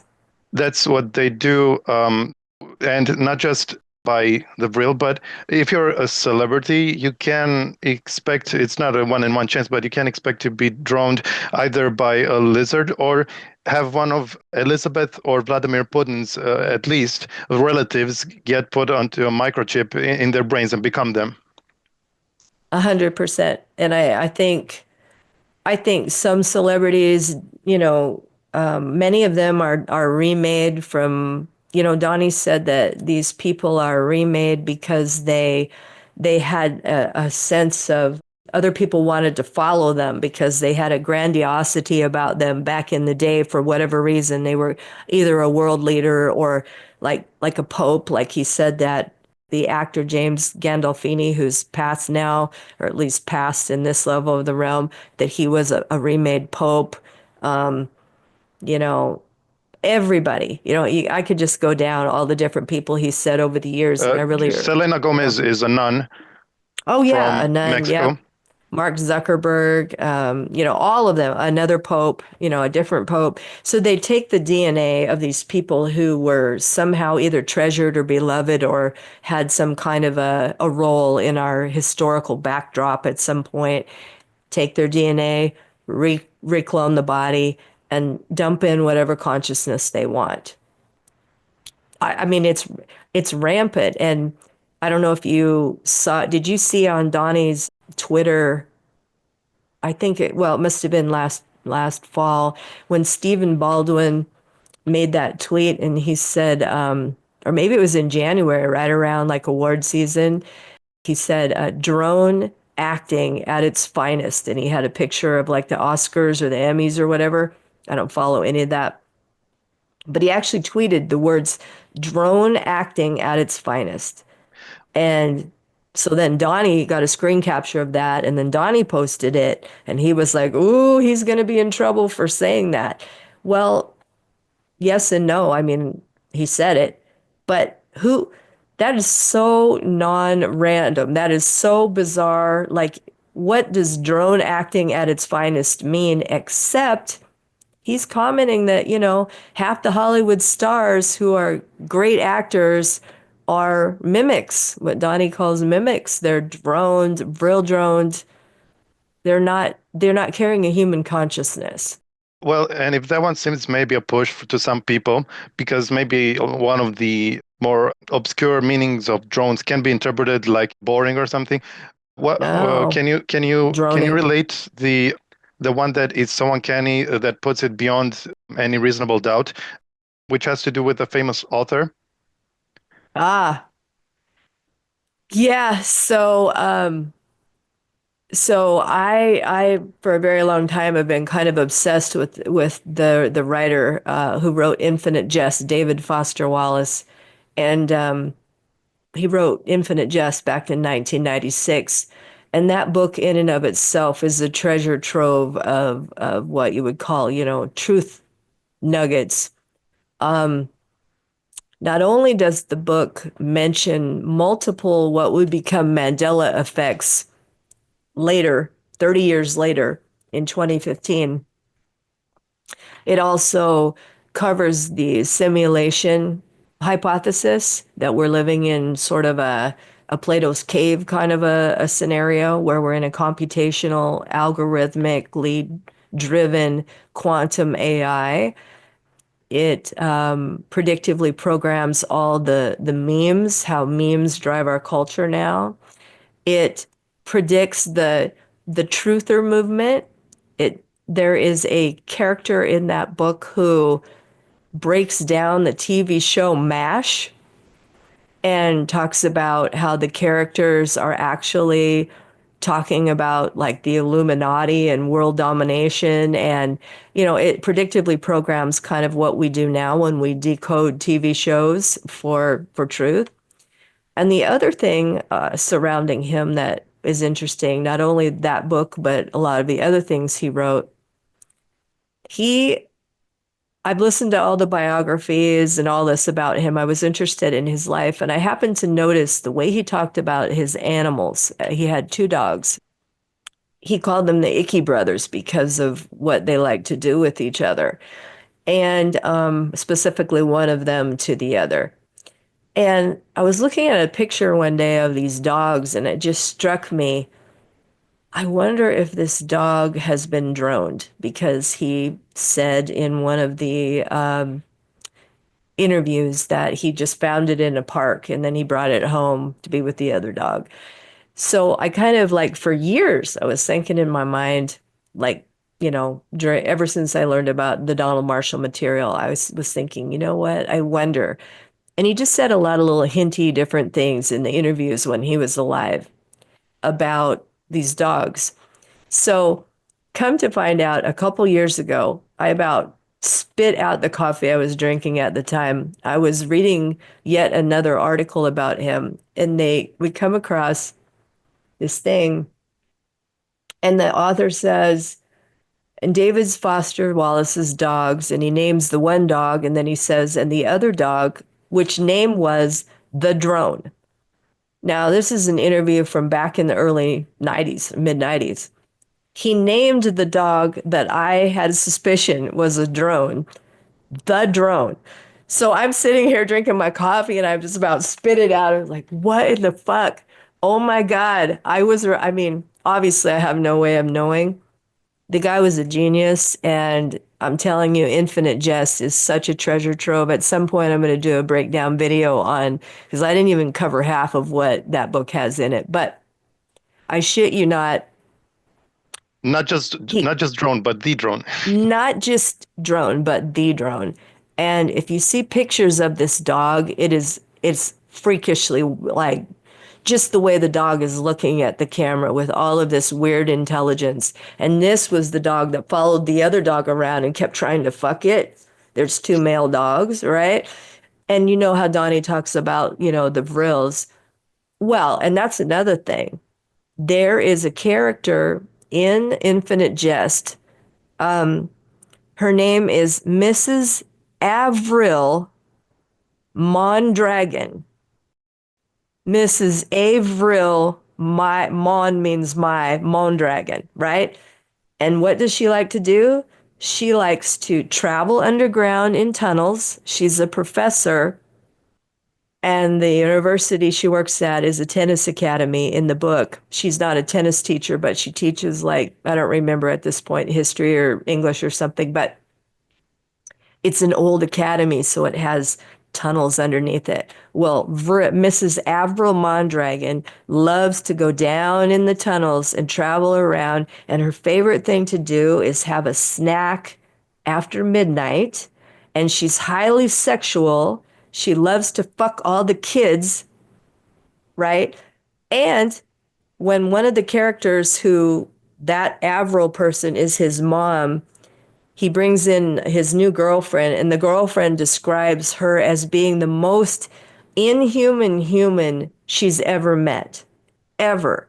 And she said she was so freaked out by her because she was just like, "Hi, how are you? Oh, that's so nice. I'm so glad you're here." Just like gross, like creepy, weird. So, anyway, I believe that David Foster Wallace knew very well about the secret of the Vril, about the underground tunnels, about the high sexuality, whatever. And I believe it's coded into the book along with all the other shit that's in that book. And I believe that he did find a dog in a park, and I believe that he droned it and named it the drone. You Because think in he did the 19 droning? no, I mean, I don't think he personally shoved the No. proboscis in there, but I believe that he had it droned. Yeah, I do believe it because the book Infinite Jest is one long ode to getting one over. It's about being a drug addict and getting one over on everybody, being high and nobody knows. It's about getting one over on the world and doing something like faking your suicide, which is what I believe he did. He loved getting one over on everyone else and taking it all the way out, like big view. I believe that I have met in my various spaces and places one of the really negative it energies around. I don't know what it looks like in its form, but it is something else. And it loves getting one over. It delights in it. It loves, there is nothing that makes that entity happier than a lie, the subterfuge, the coyness of fucking over somebody right to their face, and the humans are too dumb to know any better. Okay. This thing loves it. And Infinite Jest it's a very thick book. It's an entire ode to that big middle finger to fuck you. And that's how he was in his interviews too. He would sit there and he'd be like, "Yeah, I really, wow, I really like how you interview. Yeah. Am I making myself clear? Oh, I don't want to offend you. I hope. And then the interviewers are like, and it's really gross if you see it. Like he's clearly manipulating them, like clearly. So yeah, So he I was think one of them. yeah, like I mean, I believe that he Because he faked he the faked his death, and Mhm. he's still lives in another body, and I have my suspicions about who he is now and what he is doing now, but I'll leave it at that because David Foster Wallace is dead, and so I'll talk about that. I don't want to talk about where I think he is now and what he's doing now, but I do believe that he knew all about it and he wrote about it in code, and he droned the dog, and he loved having that dog at the interviews because he loved the idea of getting one over on the interviewers. They're in the house and he's like petting his dog while all the while he knows that dog is a Vril drone. Yeah, and this is the only slight adjustment to what Donald was saying, that the hosts aren't really that absent-minded, but are pretty much just as sharp as the old person. Maybe they Hmm. lose some memory, but there's plenty examples to this, including the one you mentioned, and also Jeffrey Dahmer, who was very Yeah. fluent in his interviews. So that goes to show that they do sometimes plant people like that, and it runs in families, generational, but also they do it without knowledge and just to release people as an experiment. So it's Oh different yeah. motivations. Yeah, I think what Donnie was saying is that in their kind of original biological form, that they have difficulty talking because of the blood dart in their tongue, and so they end up kind of not being able to articulate maybe as clearly. And so he would often say they're dumb things and whatever. But I would agree with you that they can't be that dumb because they're mimicking humans on a crazy level. I don't know how much of the human mind they literally have access to, but obviously it's quite a bit because when the proboscis goes in through the eye and sweats the quill and implants, in the butterscotch smelling area and releases all of the cells, it takes over the consciousness of the human. So they have access to a lot of human cognition, maybe not emotion, but they have rudimentary emotions though too, because Donnie has said, oh, they will cry. They will cry and tell you, please don't kill me. Don't hurt, but Donnie is like saying, look, they're parasites and they're not real humans and it's not real human emotion. So I agree with you that there is a level of intelligence after they've went through the droning process. Yeah, there is still a Yeah. hint of the old person because the Yes. spirit is only suppressed, is not driven out. Yeah, I think Donnie said that it was driven out, but I have no idea of knowing. It would seem like maybe it's more like the movie Get Out, where the original consciousness is put in the sunken place, like still there but very suppressed. And So then it's, the Don Marshall, I think, said that basically the old person dies, but you can say that he's right. It dies and takes a backseat and then moves on mm, when the real consciousness dies biologically or something. But yeah, I would like to. I mean, this is just. I would love to ask the real scientists that run this joint all kinds of questions, and that's one of them. I and would like to know. mm, the other compelling disclosure about this, which I will include a small clip of right here, Okay. is by electronic musician George Clanton, who in one of his Yes. live streams, he's mildly famous, Yeah. and Yes. he does have many of the hallmark signs of being a host, but he has no reservations about it because he totally spilled the beans, and I'll play the clip here. Oh, great. Hey, Frisbee, I want to throw you on the quad, baby. Breezy, Sonia, we go to cloning centers to clone ourselves and to clone other people, obviously, because it's our job to clone people as lizards. We have to clone people to get paid. What do you think all this shit is paid for by $4.20 donations? You know how expensive this fucking thing is? How much it costs to put together this big stream? You think that I could put together a big stream without being on the Illuminati pay list? And by the way, thank you so much, Lovely R, for asking more and more and more questions, but I'm not going to continue to answer them because I've already answered enough. I just thought about this. Boomerangs are kind of like solitaire for. So, you mind if we finish the Vril stuff? No, let's keep on going with the Vril. Okay, so lastly, because it hits close to home, I have to include that Donald was told that Vlad Tepes or Vlad Dracul or Dracula wasn't a Dracula. vampire, but was way down with Vril. He droned Yeah. his own people, Yes. and all the peasants knew was that people would be summoned to the castle and become his loyal, willing slaves and henchmen, and they thought he Yeah. was a vampire making other vampires.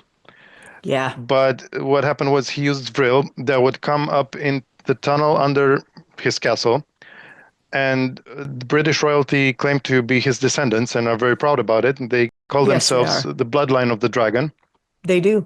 Yep. And the Vril allegedly really liked Vlad Tepes and helped him, and he helped them a lot. And other bloodline families did too, but he might have been, their biggest champion, and he Yeah. was beheaded by the Ottomans, and that's another reason why the royalty don't like, or the Vril don't like Muslims. But Right. Yeah, I forgot that last part there, but yeah, I remember reading that. mhm. So since we're on the royalty, because it is recurring character in Donald Marshall's account, are you at liberty to speak about your recent encounter with one of them? Yeah, I mean, it was I have no idea whether it was an actual real encounter or not, or Right. if it was just, like an MK Ultra visual. But yeah, I don't have any, like I said before, there is a quote world leader that I have many memories of with and see frequently, unfortunately. But Queen Elizabeth was not one of them. And so just recently, I have a memory of her, and she was specifically asking me about this. What do you plan to do? And she didn't mean just this, but she was asking me about like what am I doing? And I was like, well, I'm going to do a show with my friend Daniel, and we're going to bring some light to the ProBoards because it's important. And I'm doing an esoteric breakdown of the show Severance, and I'm going to be uploading that within like a week, which I am. It's completely written now. I just haven't recorded it yet, and I plan to do that this weekend. Cool. And then I told her that I have another podcast coming up, which I do. And then the other thing I told her was I wrote, I guess you call it an outline or a syllabus. I mean, old habits die hard. I'm not a professor anymore, but I find that capturing my information in a way that I might try to teach it is helpful. So I wrote what I call Reality Junkie 101 syllabus. And what I have on there is going back all the way to the 2000s are some shows in terms of the show, the season, and the episode of where I feel that there's some really strong nuggets of truth. Like different shows like Westworld, Altered Carbon, VOA, Dark Matter. Da, da, da. But there's 25 or 30 of them, and I'm very specific. Like Philip K. Dick, Electric Dreams, season 1, episode 4. Stuff like that. And then I'm gonna go through that all the way through. I'm gonna make that as a PDF and make it available for folks, and talk about why each one of them is important. And incidentally, we're even going to get to that today because we're going to be talking about another thing from the ProBoards later when we get there about what Donnie called the undead alien techno gods. And there is a movie that's like on my list that talks about that. The Cabin in the Woods, actually. So anyway, I know I it. told her a lot of people have seen it. It's a good one. But yeah, so anyway, that's what I told her. And she just nodded. And in my mind, I was lucid. So I was like, I wonder if I'm going to be able to remember this. Like I'm actually speaking to her. I wonder if it's the real her or. And then she just turned around and walked away. And then I blipped out and I was back in me. But this has happened since I have this device. And so since I have this, I'm much more able now to remember these kinds of things. So I have a recall of it. Oh, good. So people might balk at the fact that you have seen her after her biological death, but Oh, right. Yeah. but at the same time, in another obscure, post, Donald Marshall did write that you can't be cloned after death as Right. an REM clone, but you can if they anchor your consciousness in a Mark 3 or 4 clone, which then that clone sleeps and they grab your consciousness and put it into a Mark 2. So this does tend to, feasibility. And he said that, yeah, he said she's anchored right now in one of, it's not Philip's kid, but the other one. I don't. Charlotte. Who's married to Kate? William. William. Okay, one of William's daughter.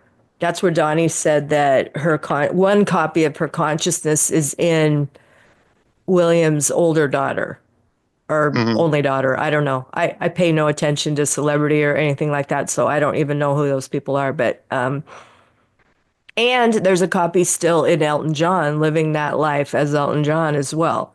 So she has multiple copies of herself. So wait, this current Elton John is a fractal of Queen Elizabeth's consciousness? Yeah, this is one of the things from the ProBoards. Donnie tried to explain it to us, and it was really hard to understand back in like 2014. Everyone was like, What do you mean?" But essentially, he said that, kind of like what I was talking about earlier, is you can clone the consciousness. It can be bifurcated and cloned out. And then he said, somewhere like in the late 70s or early 80s, Queen Elizabeth really wanted to live the life of a man and a famous musician. And so she took over the consciousness of Elton John and has existed as Elton John ever since then. So a lot of people wrote and said, well, how did she still sing or whatever? And he said, oh, the body still retains the skills of the body, like being able to sing, the ability to sing. She knows the words of the songs. And then he said at night, what happens is all the different copies of her, Elton John and all the others, then are uploaded in the nighttime to the core, the central body. So she gets to relive, like in the evening, everybody's day. And did he say how many of these bifurcations the Queen had?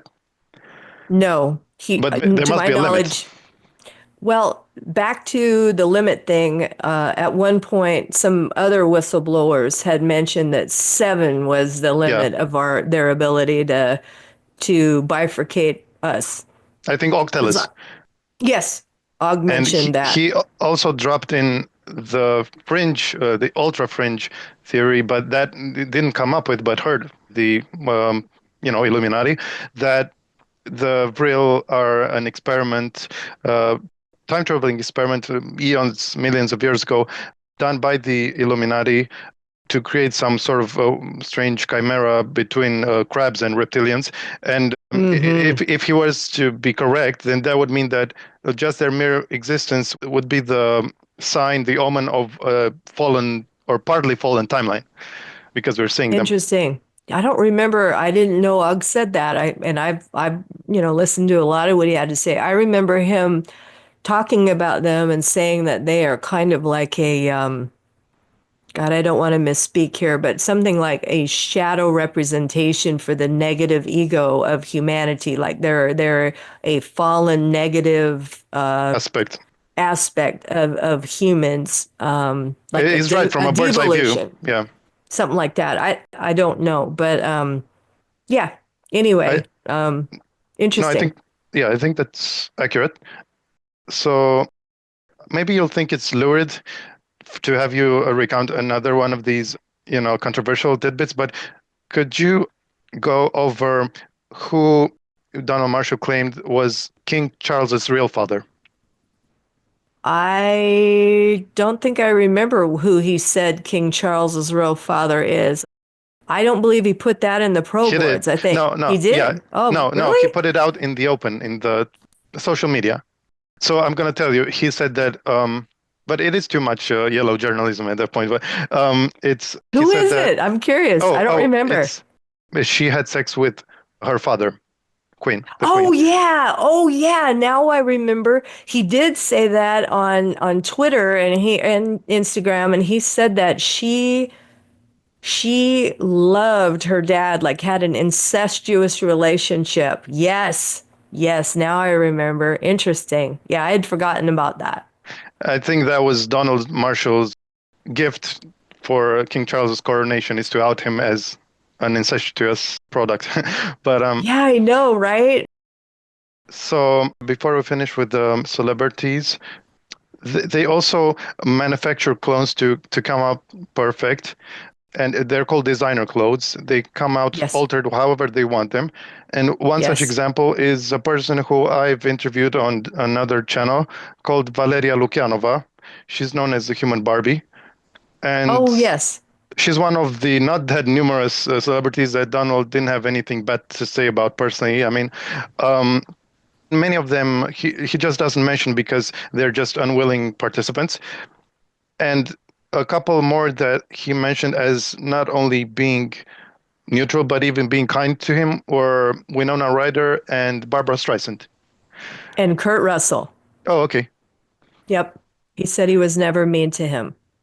Yeah, you're right. Winona tried to stab him and then started crying, and then everyone was calling her a little pussy, and she didn't want to do it. Well, good for her. Like, I always had a crush on her when I like in the 80s. I was like, oh my God, she's hot. She's still hot. I love her in Stranger Things. But Donnie has talked about at length on the ProBoards people who paid the price for trying to stand up to the leadership, including Bernie Mac and Chris Benoit and others. But good for the celebrities who didn't want to be cruel to him, especially when he was a little boy. Like when you read about the stuff on the ProBoards about these filth who made billions on him as a child, it's awful. And the way in which they employ him, I mean, they exploit him, isn't just limited to the songs. For example, they'll have directors and entire casts role play movie scenarios and practice lines for movies. Yes. And using to generate things like sound effects, like how would a person scream when they were burned alive or otherwise killed Correct. convincingly in a way that They burned him alive. Yeah. Yep. One such example is George Lucas, who is apparently Yes. a willing Illuminati member, that he was shopping around for audio samples along with his star. Hayden. Yep. Yeah, and he mimicked his blood curdling scream. Yeah. But I just want to go rapid fire over a few other celebrities. Great. He also said that Bruce Lee was a celebrity cloning sex slave, and they used to make him fight in the cloning center and teach Americans, which made the Asians there angry and made him mistreat him, and which is what actually led to his overdose on drugs. It was purposeful, and many have tried to escape cloning this way. So it's not just aneurysms. Sometimes they bow out themselves, but yes. And he like many others thought that he was in another dimension, and right. And they also apparently killed his son Brandon, sacrificed him for two reasons. One, because they still held the grudge against his father, and the second is to sell more, make more money out of this final movie, which is The Crow. Out of the Crow, which Donnie made the soundtrack to. Oh, interesting. Okay. Yeah. He plays that. He plays music from there at least once a year. He will post some of that. It's beautiful. Really, yeah. Yeah, a very influential movie. But the other, I'm just going to name a few that people might not suspect are unsavory characters, such as Macaulay Culkin, who sat on Donald Marshall's stomach while he was paralyzed and punched him in the face until he got tired. But at the same time, Donald does make the caveat that he hates his own life and he's a cold soul, but he was made that way, like most are from childhood, by being a sex slave. Right. And he was a favorite of Michael Jackson, and that they've perfected the mental tampering of children through decades of trial and error. 100%. Yeah, and since I mentioned Michael Jackson, he was one of those that was not just supposed drone, but made a point to let Donald know on multiple occasions that he was a host. And he mentioned a lot of controversial things about him that exceed the scope of this one. But the other one is Weird Al, whom Donald strongly disliked. Yes. And forced him sometimes the same night after writing a hit to write a spoof of it. To write the spoof of it right afterwards, yes. And back to Michael Jackson, Donnie said he didn't really die. He is existing still in this part of the realm, but just as a consciousness inside of a, like, living in some, like in Dubai or something, somewhere in the Arab world, Yes, and then enjoying he life. Yeah. had lost the majority of his money by having to pay not just the two families that are public, but about roughly Many. 20, he said. Yes. There were many. Yes. And that precludes him having been castrated because he allegedly did have sex with a lot of children, which he doesn't mention this, but it does go hand in hand with his theory that when children are droned, as let's say a 12-year-old, their genitalia will not evolve. So it's kind of like he Yep. was predisposed, and might explain Right. why they have that tendency, but to be pedophiles. But Maybe. Yeah. mhm. So yeah, with Weird Al, he is also a pervert, and used to taunt him that Donald was his slave, and never thought that he would get back to him in the future because he was sure that Donald, because of how he was treated, he was just going to die anyway. I think many felt like that. I think many of them thought that. Yes, and if I had to guess about why they actually, what prevents the Illuminati from actually killing him, is not that they're overly grateful. Maybe it's that too, about his songwriting. I think it's more that they fear that they will have to, like Donald said, that they will have to pay the price of being put through the same scenarios once this is out, because they do believe that he is something akin to a savior. So Donald, of course, dismisses the idea that he's like a second coming or anything, but does humor the idea that he will be, the savior of the human race by one way or another. So that is what I seem to believe gives him protection, not just from the Illuminati, but also the aliens. The aliens also see him Hmm. as a sort of savior. Well, they've So done everything they could possibly do to any person, hurting him. And they also have done every kind of psychological study on him. And they know that in his heart, he's very good and he's true and he is pro-human. And he's proven himself over and over and over again to be the person who wants to stand for humanity. So they've said to him over and over that no matter how angry they get at him, they admire his tenacity and his bravery. And I think on some level, like psychologically, they, whatever their version of love is, they have some sort of, I'm not going to say respect. love, attachment, respect. They're very attached to him. Very. He's been there a long time, and he's been not just the cultural backdrop for music, he's also made up all kinds of dance routines. He's responsible for, I don't know, like the creativity for many adult cartoons. Like, he created South Park. He wrote the music, the beginning, I'm going down to South Park, I mean, And Kenny is inspired by him Kenny is, because oh of my the God, they way he killed died every Kenny. episode. Yeah. He died every episode because he basically does die and still did up until the recent scalar assistance with the tech. But yeah, I agree with you. There's more to the reason of them not killing him than just the music, although the music is big, but he's been really important to a lot of the cultural, like not just movies, but product ideas, and like he talks about on the ProBoards, all kinds of different things that he invented, a lot of the dance routines like in the 80s that became really popular, like in music videos. Donnie made those up.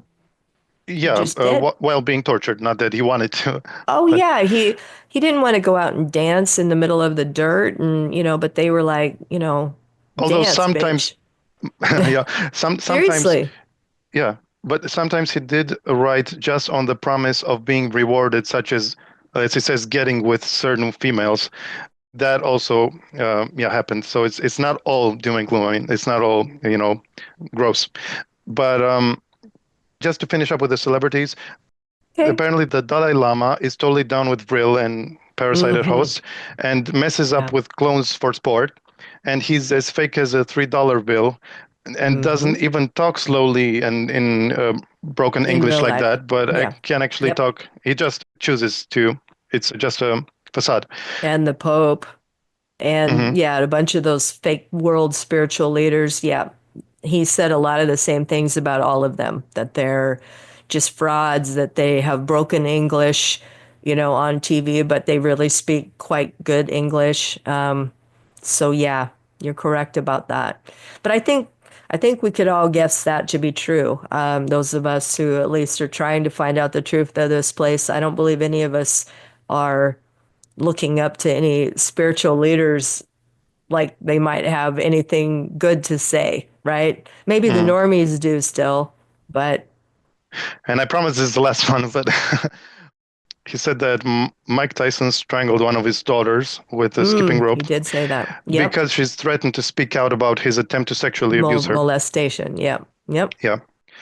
Yep. And the other thing that came courtesy of a comment under one of my videos that was reposted, someone wrote that they know that Donald Marshall is telling the truth because on one morning in 2003, in an Alcoholics Anonymous meeting in Scottsdale, Arizona, Dave Mustaine was sitting at the head of the table. He was the only male somehow, but while he took his time to share, he went on a jag about Donald Marshall. And naturally, the author of this post had no idea who he was talking about. And as soon as he came up, Mustaine became defensive, irritated, angry, and he badmouthed DM, calling him a crazy liar. But it still beggars belief. That's why he would bring him up then. And everyone looked as confused as the author. And that's how she, gave Donald full credence later. Yeah, I wondered because you had mentioned that Dave Mustaine had said that, and I wondered what the context was. So I appreciate you explaining that to me. That would have been really weird. You're sitting there, and this is 2003, so there would be no context. And if Dave Mustaine is going on about some guy named Donnie who's a liar, and then years later, 15 years or something later, she learns about Donald Marshall and the Megadeth album and all that, she probably was like, holy shit. That's probably why Th- she commented. And this was in the exact time as well. I mean, the famous album cover was a year or so prior to this. Right And in that time. Yeah.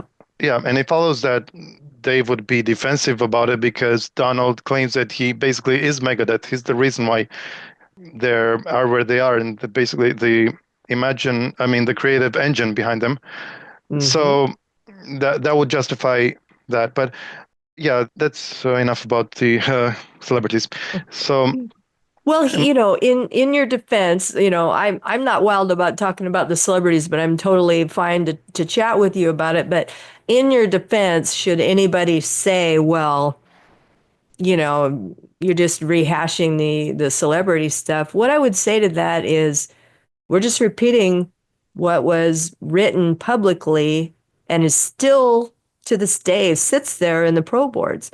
And if anybody is interested in their specific celebrity or their specific band, they need only go to the ProBoards and type it in, and you will see everything that's been written there. So, honestly, Daniel, you're just bringing up stuff that Donnie did disclose things about celebrities. It's a part of the ProBoards. yeah, and these things So get so buried in everything else that it's warranted to bring them up again. it's warranted because here, let's just take a macro. Like I like to go macro for a minute. Okay. As a therapist, why would somebody make up such long, detailed stories about all of these celebrities, and yet he's never been brought to task in any kind of public arena or been sued for libel, slander, whatever? And he has said a lot about a lot of them. So, looking at it in a macro view, for me, it just tells me even more about the veracity of what he's saying, the truthfulness, because it's literally impossible. Like, I could not sit here right now and make up these kinds of stories about all these different celebrities. It's like literally impossible. They're very detailed, they're very specific. So, I mean, it adds to the truthfulness of it to me. That just one more reason that I believe him.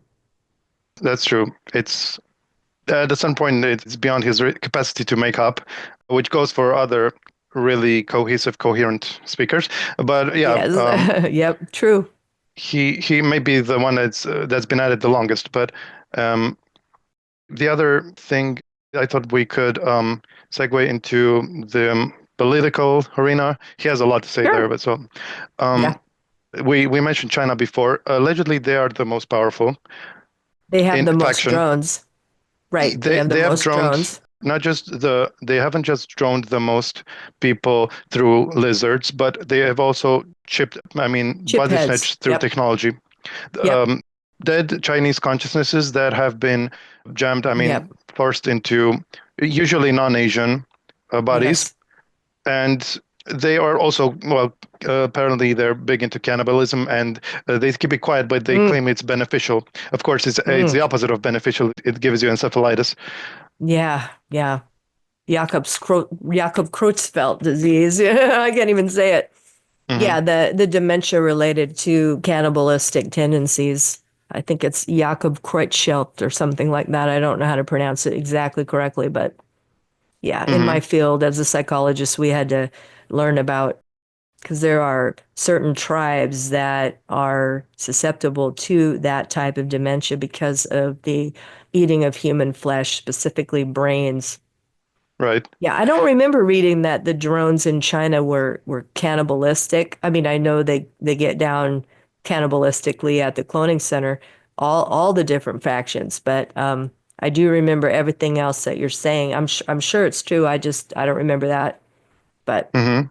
yeah. And they don't just body snatch regular people, but higher ups, and especially America, Mm-hmm. because they're in cahoots with Russia and Yeah. they're essentially a puppet government in the US.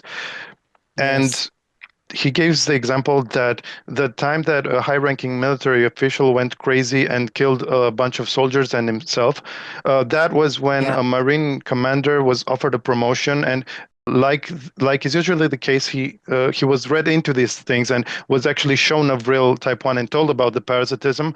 And when Right. that happened in this case, he took out his sidearm pistol and Yes. Yes. just went berserk. Berserk. Yep. I remember that. Yeah, and he doesn't mention too many names of body snatched in the government, but he does mention Pelosi, which is, I don't think anyone will give him grief there. Yeah, probably. Nobody's going to argue that one, right? So, and some more leaders have no friends and actually hang out with drones as a result, but most of them are afraid to even say that they don't like the lizards or the drones.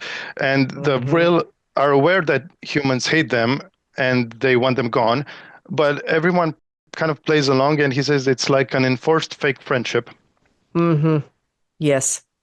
And he even goes as far as to say that the big one, the Yahweh, is a big stinky Vril.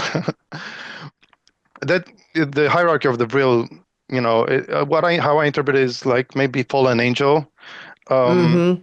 and the lowest are of course, the lizards type ones, and Mm-hmm. it goes very high to the God creator beings. So they Right. might be accurate, but Yeah, there's a number of, well, there's the alien techno gods, and we can talk about those, but then there's also the animal species underground, and that would be like the Vril type ones, which are the little guys with the blood dart and the blood spike and the proboscis. That's like a Hershey kiss thing on the top of their head. It comes out. The Vril type twos, and then the Vril type threes, which are like more, which is the thing that I believe I saw.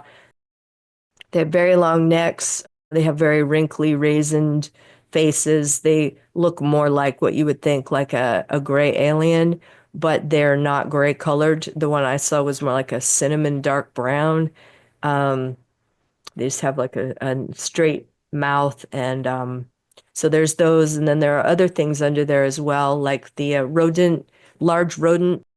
They look like larger rats or Hybrids. rodentia of some kind, and they go by the name the Nephilim. That's the name that they go by, and they can sing together and create a noise.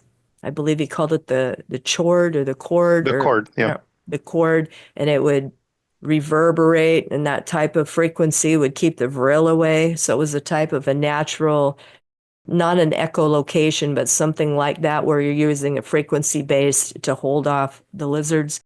He also mentioned that there were underground things like turtles that the Teenage Mutant Ninja Turtles are based on, that they are simple creatures, not smart, but that they live underground as well, and they have a type of sentience. So, Yes, they have been depicted in old Japanese illustrations. They yes, he did mention that. Yes, they're I remember upright. that now. They're upright, and they Upright. have a weird bold pattern, and they're very nasty. He said Yes. And then there's the flea things, the things that scared the shit out of him. they showed them. They kept those for the end because of how horrifically. How horrific they look, and they wear like very strange, almost plague masks. And when they brought it out, he was like, "What the fuck is this?" And they showed it, and they're like an evolved 4.5 foot tall flea, which I hate fleas. Don't get me started.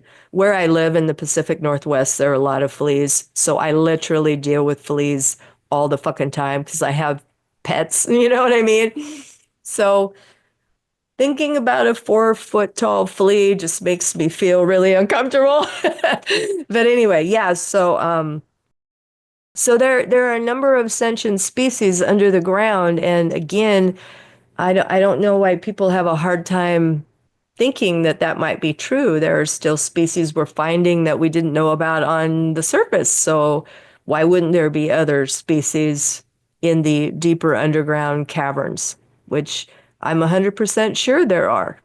They did come here from other planets, but that was eons ago. That was such a long time ago.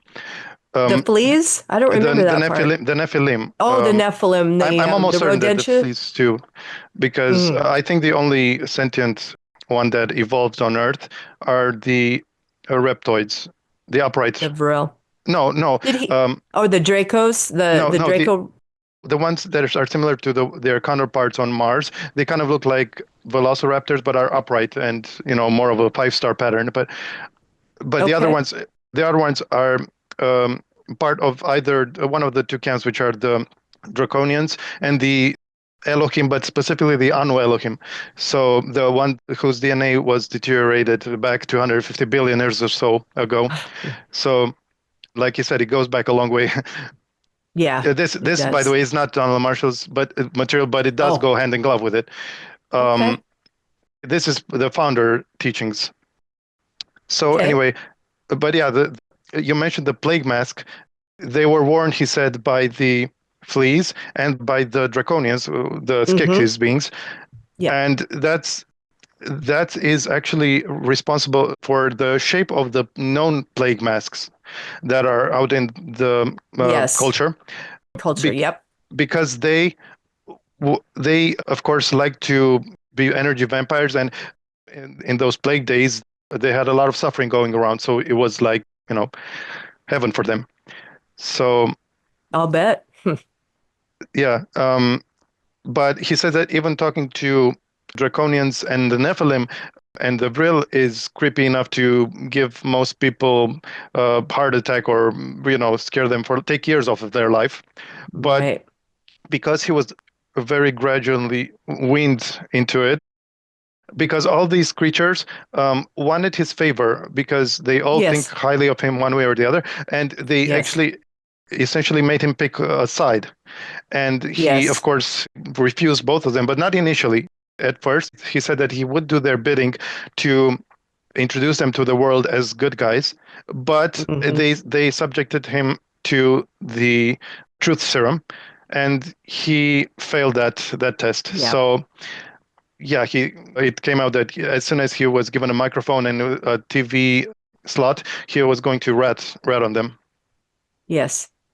He did say that the Dracos were the most intelligent group that he talked to, and that it was refreshing because he felt Yes. that the others were less capable and less intelligent, but he did enjoy speaking with them. But yeah, they saved the flea looking ones for last, and he said it was just like very scary. Yeah, because he at first thought it was just some Muppet or some splice thing in a laboratory. Yeah, another That's splice why thing, yeah. he asked them to remove the mask and the robe, which he deeply regretted later. And it made the other two humans in the room, fidget and be really irritated because they knew what was coming. But about the Draconians, yeah, they were the best conversationalists, but he also said that they smell like used killer litter. Oh, I don't remember him saying that about them. I remember him saying that about the undead techno alien bird thing. Well, he lumps them together a lot of time, and I mean, I'm pretty sure that the Skeksis are more draconian than Anunnaki. That's whatever. It's not really here nor there. But for example, Daryl, who I've interviewed, did interact with draconians on board a ship, and they looked just like the Skeksis. So that's really? what. Okay. Yeah. Interesting. Yeah. But yeah, they were the fastest because the other ones were very sluggish in their thought process. But let's see. Now maybe let's go into the techno gods. Okay. Sounds good. I think he said that the most dreaded of all are the Elohim, specifically Anu Elohim, and they are the top that run things that everyone is afraid of, including aliens, other aliens, and that they lie constantly, like the Vrils. But he called them bionic, so kind of a mix, and that they could wipe Earth on a whim. On a whim, that's what he said. He said the Elohim. He called the one that calls itself Gilgamesh or Nimrod. He called that one an Elohim, and said that it was as near as he could tell to the top of the food chain. He showed a lot of pictures of Gilgamesh, and then he talked about that there is an entity called Apollyon, that he had to put that entity's name in a song. He talked about there's an entity that he called the Ishtar, quote, Statue of Liberty. He talked about Ammon or Amun Re. The entity does not like Ra, it likes Re, Amun Re. That is the tall, 8 to 9 foot tall, dark black skin with a purple hue, red eyes, kind of like a self-identified, like more as a falcon or a vulture looking, bird-headed Egyptian god that wears like the old school wigs that the founders of America wore, only instead of white, it wears a black one. It's with little tight black curls. That entity, Ray, has pummeled and clawed and pecked Donnie to death multiple times, and that's actually shown in an episode of South Park where there's a sign on the wall that says maybe there's a ancient reptilian bird god that's in charge of everything, and then all the kids are standing in there, and all of a sudden comes crashing through the ceiling. There's a vulture, and it pecks Kenny to death, which is an actual episode of South Park. Let's see. It seems like there was one more. Oh, the Anubis one. There's a jackal-headed Anubis one. And there are multiple ones of the bird ones. But those are the ones that I remember that were the leaders. Can you remember any of the others that were the actual leaders? Well, since you mentioned South Park, we should also maybe say that the best, although not serious, but it is the most popular disclosure of the Vril, is the episode and multiple episodes about the, what were they called? The crab nasties. Crab people. Yeah, Donnie calls the Vril the crab nasties, and Yeah, so in the episode they have their eyes on stalks, and yeah, just like the Vril. Yes, it's a soft disclosure. Yeah, it's you can't deny. I mean that you there's can't something there, deny it. even It's if right you're there. the most hardened skeptic. But I'm not sure who else is in the. I think you called them the Covenant, right? You mentioned Ishtar, right? The Sumerian god. Yep. Ishtar, the Statue of Liberty entity, the Apollyon entity, the Gilgamesh slash Nimrod entity, the Amun Re entity. So these are all, Donnie calls them undead techno gods.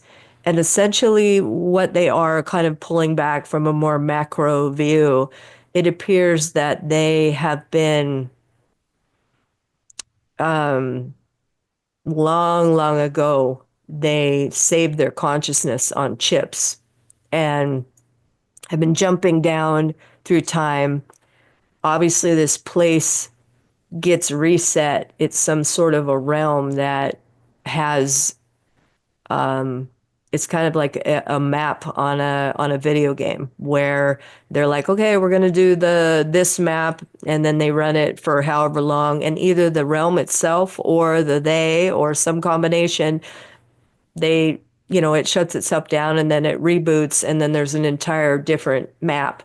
Well, these ancient undead techno consciousnesses, which are some combination of biological, the DNA of the bodies that they inhabit, and the cognition on a chip, have been jumping down through resets for aeons. And Donnie said that, they have a hand in what happens in the realm, which explains, you know, like bird stuff everywhere, like bird is a word, like in Family Guy, there's a big bird running through, big bird in Sesame Street.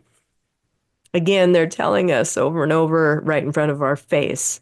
I don't know, And you could say what you want about it, and then I'm going to comment about it in relation to the movie Cabin in the Woods. But if you sure, can remember anything more about them, that'd be great.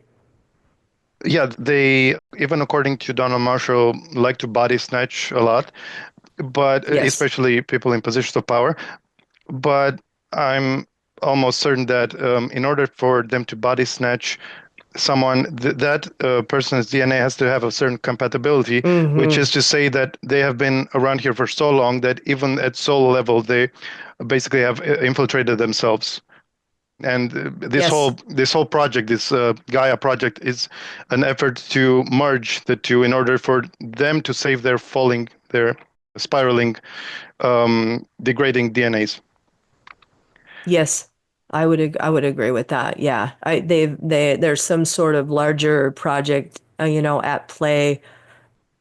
I don't have any memories about seeing any of these entities in their what you would call their form as they are depicted, but I do have a very strong memory of being in a situation where I was sitting with one of the world leaders, and it was not I could tell that his consciousness was not the normal consciousness. Like I knew, and also I kept getting weird vibes that he was bird-like. I know that doesn't make any sense, but in this awake moment, I was lucid and I kept looking at him, and he kept sort of like moving strangely in his face. And I thought, what does he look like right now? And the way he was sitting, it's like he almost looks like he's a bird. And I don't know, I just kept getting that vibe. Like, I don't think he actually looked like a bird, but, and I didn't put it together until much later when I was like, I wonder if it was the Ray thing in this world leader.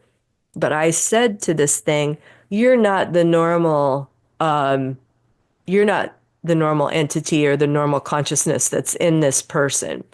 And then he laughed and he said, no, I'm in many at once. And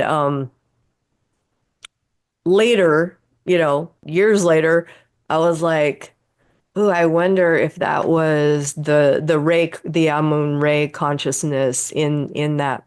world leader, because Donnie said that Amun-Re walks among us and is in multiple humans at the same time. Many, like more than the normal sort of 7 split, but many. Has the ability as an evolved sort of techno-conscious techno-god can be in many different people, human appearing at once. I don't Yeah, that know. makes sense. And Yes. about who else was in the Covenant, I think you mentioned that also Azazel and Lucifer and others are the ones Mm. that the Nephilim themselves worship. Yes, they And do. Donnie did say that. He said they worship Lucifer. Yes. mhm.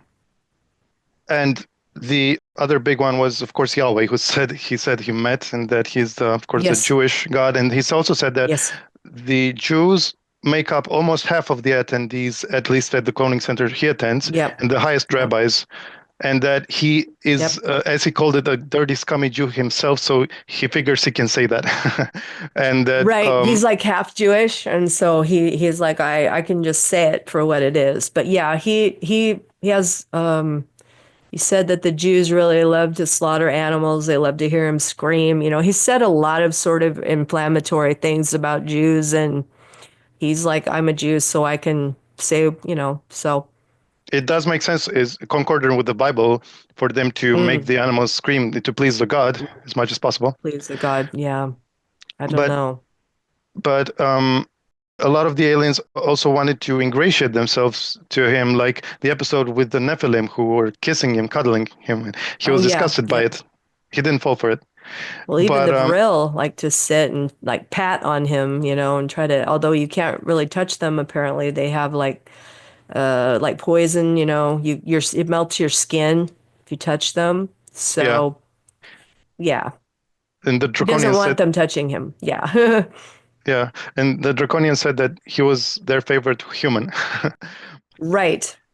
Yep. Well, he But said that they were his favorite of yeah, so the, it's you a know, mutual. it's like mutual thing, you know. He said that they were the most intelligent and that it was refreshing. Yes, but before we finish with the aliens, I believe you told me that you also encountered a cat person. And Oh yeah. Yeah, I did. I did at one point during a consciousness transfer. I was in a situation with my son, my older son, and it was trying to touch my kid. And like, I was very unhappy about that. And so it's really funny. It's like embarrassing. I don't, you know, I wasn't like lucid dreaming or whatever at this time. I just have a memory of it. So I spit in its face and it recoiled back, right? So I turned to my son in this situation. I said, which is funny now, we have a joke about it. so he Yeah, you remembers just, too.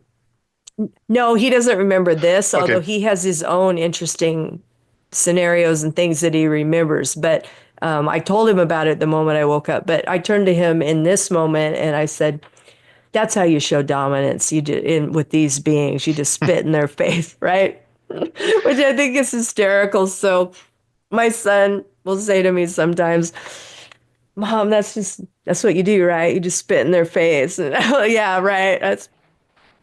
That's how I that's how I roll. I spit in their face. But yeah, um, I've seen a lot of what you would call you know what Donnie would call splice things. And again, I have no idea whether they're actually real hybrids that exist down in military bases, or if they're just, you know, VR entities that they've shown me. But I have no doubt that there are real splice, you know, beings because they have the technology to clone anything and to splice anything. And like Donnie said, you know, make really very bizarre creatures like the spider horses and things like that. And so I have no doubt that they've done it. So yeah, but I've seen the cat people. I've seen the elephant hybrid people multiple times. I took pity on one of them in one scenario. It was being hurt, and so I took it a cup of water, and It was like a humanoid, but it had a trunk. He put his trunk in it and he was drinking. I just felt bad for him. I've seen human hybrids that are very bizarre looking, even ones with really weird, long, high faces.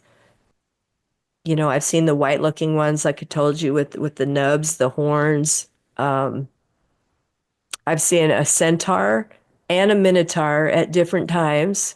In The what centaur, settings were they on display, like a splice thing, or was it like an arena, or what?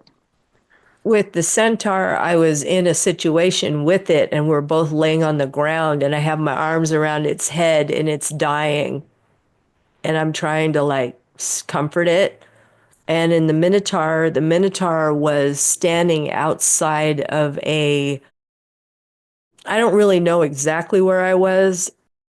I got the feeling I was in an urban area and I was down some stairs in a place where there was a ritual. And I looked out the window and it was standing there on the street with its arms crossed. And I was just so startled by it that it startled me awake. I woke up. So I don't know. These could just be visuals that they put in my head, and I fully acknowledge that. But I've never in my life went to sleep thinking, wow, I'm going to see some hybrid or some ancient Greek weird, hybrid animals or whatever. I never have had any expectation. And so I'm always surprised when they show up. Always.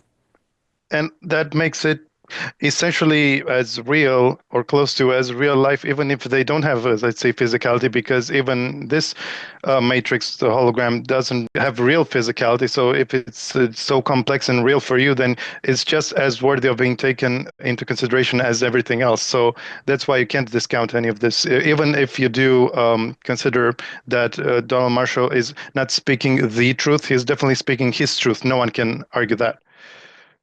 Oh yeah, no, I'm 100% sure he's speaking his truth, just like you and I are speaking our truth right now. These are things that I have seen, or more specifically, my consciousness has seen. And there's no doubt at the time, the way I was, perceiving it was real to me, you know? Mhm. And my brain processed it as real at the time. I felt like I was really holding a centaur's head. I was really helping a elephant hybrid, which I had never conceived of before. I've never even in my life sat around thinking about what would an elephant human look like. And I've never really read about it. And I understand, I guess, that like in other religions, there are like elephant gods that are somewhat humanoid and whatever. But I've never, like, I have a hard time thinking that I actually manufactured that individual. It was very real and he was very in distress. And I just had a lot of empathy for him. I felt really sorry for him. And I was really irritated that they were fucking with him. And I just went over and got in the middle of it and was like, give him some fucking water, you know? Like, I've just seen a lot of really bad shit happen.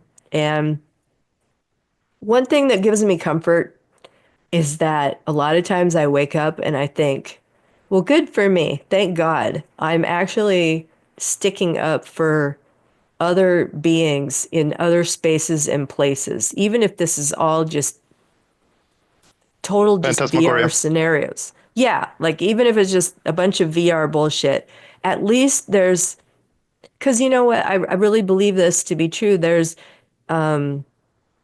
something really important about having a type of consistency in your consciousness, like who you are here is who you are there is who you are here. Like there's a thread, a line pulled through all of that. There's something about a stability of consciousness there that you know who you are, even if, they drop you down in some weird scenario somewhere, you don't know where the fuck you are. You don't even really know who you are, but there's a part of you that you still manifest and you still do a you thing.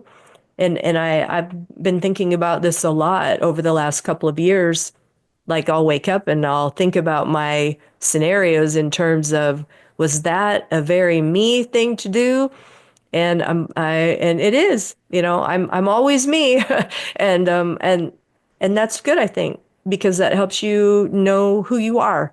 It's not like someone could ask me, "Who are you?" Like, stripped of your identity. I could actually answer that at this point. I think I could. Like, stripped of, like, if they took away, you know, my name and whatever, I could still talk about, I think, coherently who I am as a person. And that feels good. Yeah, maybe on a very, abstract level, you could say that it even strengthens your essence or something Oh, to, I think so. I mean, there's no doubt, and it's a hard thing to even talk about, but there's no doubt that suffering strengthens overall and creates a type of strength of the human consciousness. And other whistleblowers have talked about this at length, that given in realms where human consciousness has no, I'm going to say, challenges or barriers or anything like that, the no human opposition. consciousness, yeah, can stagnate. And so, given opposition and trials and challenges and barriers and struggles, that the human consciousness can bloom, which takes us back to, why did they ever hurt Donnie in the first place? Well, they hurt him because they understand that a human consciousness under deep distress can produce some of the most amazing things. And, they haven't really cared about the process as much as they care about the outcome. They don't really care about how they get there. They want the beautiful flower at the end, the beautiful piece of music. So they could love bomb him to death, and, that might produce things too, but they've learned that a quicker way to bringing about these kinds of things is torture. But there Mhm. is no doubt that the strongest people I've ever met and the people that I prefer, like, I mean, I've done over 15,000 hours of therapy with people. And to be totally frank with you, the people that I've preferred to sit with the longest and chat with the most are probably the people that others would say are the most fundamentally flawed or broken, or, you know, uh, have met the most challenges in their life, but they have more edges, and they're just beautiful. Mhm. They have grown, They're and not that, satisfied with their condition. no, and they've had a lot of bad shit happen, and they're still out there flourishing anyway, which brings us right back to Donnie, which is another reason why I was drawn to his story, because regardless of how many times, he's written on social media or on the ProBoards about the really horrible things that have happened to him, he still is in there being tenacious and still trying to wake people up. And I can't even imagine the levels of frustration, anxiety, loneliness, emptiness, to have held this kind of a secret for so long about what's going on, and to not have the kind of culmination of him trying for many years now to bring about some change in the truth movement. And I understand why he gets so frustrated. I And know why I can't imagine it. yeah, and to maybe give an illustration of that, Good, um, yeah. it's the way that his apparently only daughter Mm, is also prevented from speaking out about this, but it's much more than that. First of all, he never sees her. yeah, They cloned her as well. They he brought her to cloned the her cloning. as well. It's unknown whether she was conceived at cloning or overground. It's possible that it was in cloning because, unlike the females, the males can reproduce. They are used as stud They're horses, spurned, like it yeah. says.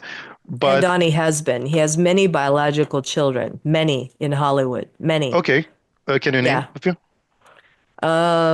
Well, I know the ones that he set on the Pro Board. Some of them, like I don't know if he wants that. I mean, I'll just tell people to read it on there. But there are many people. I know one thing he said that even like William's kids, are. He said that the girl, for example, who's housing Elizabeth's consciousness is part him and part Elizabeth, Okay. that daughter. But a lot of the Hollywood royalty who have children, they are biological children of Donald Marshall. But the daughter, I believe, was actually a daughter out here in the realm. Like he actually has a daughter on this level of the realm. He has many biological children. They've been trying to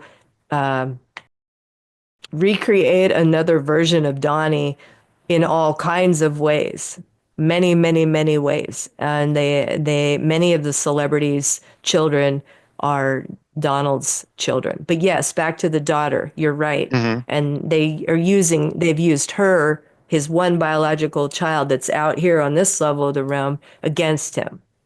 Yes, he's only said that he met the mother by chance, but Yes, that they tried to mine her for songs, but she wasn't able to yes, do it. no, And instead, they used her to psychologically destroy Donald Marshall, namely yes, by raping and torturing her in front of him. yes, And this led her to mistreat Donald because of their forcing her yes, to, and to join his ex family. That said, she is well aware, even in her real life, quote unquote, that the Donald Marshall is her father. And yeah. apparently, this is part of a program that Elizabeth has been doing for decades to mistreat and terrorize and hurt and kill and then videotape people who are predisposed subconsciously to love Donald Marshall, Mm, in order to make his life a misery and to, preclude him from being successful. And apparently Donald Marshall called this a spin-off of Stockholm Syndrome. So, mm, but mm-hmm. Yeah, it's like a type of it. Yeah, and I just wanted to mix it up a little bit and include some quotes from other sources that kind of corroborate sure. this. So one of them is a random comment, but it does add some clarity that apparently two-thirds of the D3 consciousness, which is the one we're in, so D12 being the maximum apparently that humans are capable of, which is also the Okay. limit of physicality. Um, Right. so two-thirds of this D3 consciousness enters the phantom matrix, which is a fallen timeline, during dream sleep, and that the Illuminati use technology to harness it and transfer it into a clone. And the Mm. other one was one that you reminded me of, which is George Green, Yes. a guy that corroborated much of Donald's Yes, he did. claims, that he said that we get downloaded every night between midnight and 4 a.m. But he Yes. didn't expound on it because the interviewer didn't She stress just that. blew right by that. I'm really glad you mentioned that. I sent it to you because I was like, did you catch that in that old video? Because he said we are downloaded every night between midnight and 4 a.m. And that corroborates what Donald Marshall had said on the ProBoards, that our consciousness is housed or is directly influenced by satellites, a satellite that carries like, I can't remember what he named it, but it was like Mind Voice, but it was MindWorks. That's what he called it, MindWorks. So yeah, George Green said that, and then that blew. The interviewer just ignored that and went right to something else, and I was like, whoa, whoa, whoa, wait a minute, whoa, that's really important. I would have stopped him right there and been like, whoa, bro, It's a shame he's what do you? dead now. I know it's a shame because he corroborated Donald Marshall. He stated that, cloning has been going on, since the end of World War One, beginning of World War Two. There were a number of bullet points that he corroborated That movie, about. Soft Disclosure, the boys from Brazil.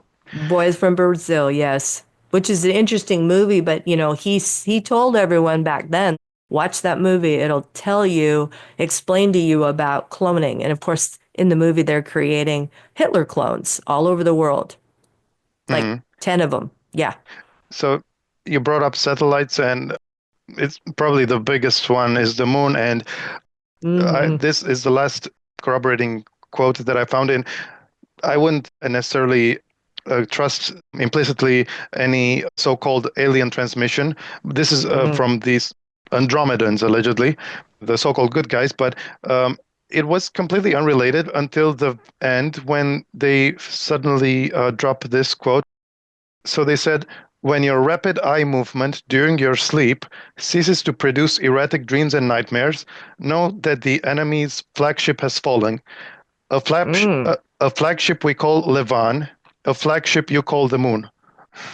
Oh, interesting. Yeah, That's very interesting. Huh. have Where did that come from? a so-called Andromedan transmission. So I'm Oh, guessing a download from some Andromedan. But um, interesting. yeah, it's a video. But what about, does any external evidence related to cloning centers or Donald Marshall's material from media come to mind? There's a lot of soft disclosure, like in Westworld, we've got these synthetics that are have consciousnesses that are easily transferred. In Altered Carbon, we also have bodies that have their consciousness on a what they call a stack on the back of their neck. I mean, in the show Severance that I'm just about to do the breakdown on, they show the bifurcation or the fencing off of part of your consciousness. You have your work life and your outside of work life. So they create what they call an innie or an outie. But really what that is like bifurcating the consciousness. So Donnie's material shows up across programming across the last 15 years. I mean, in multiple shows.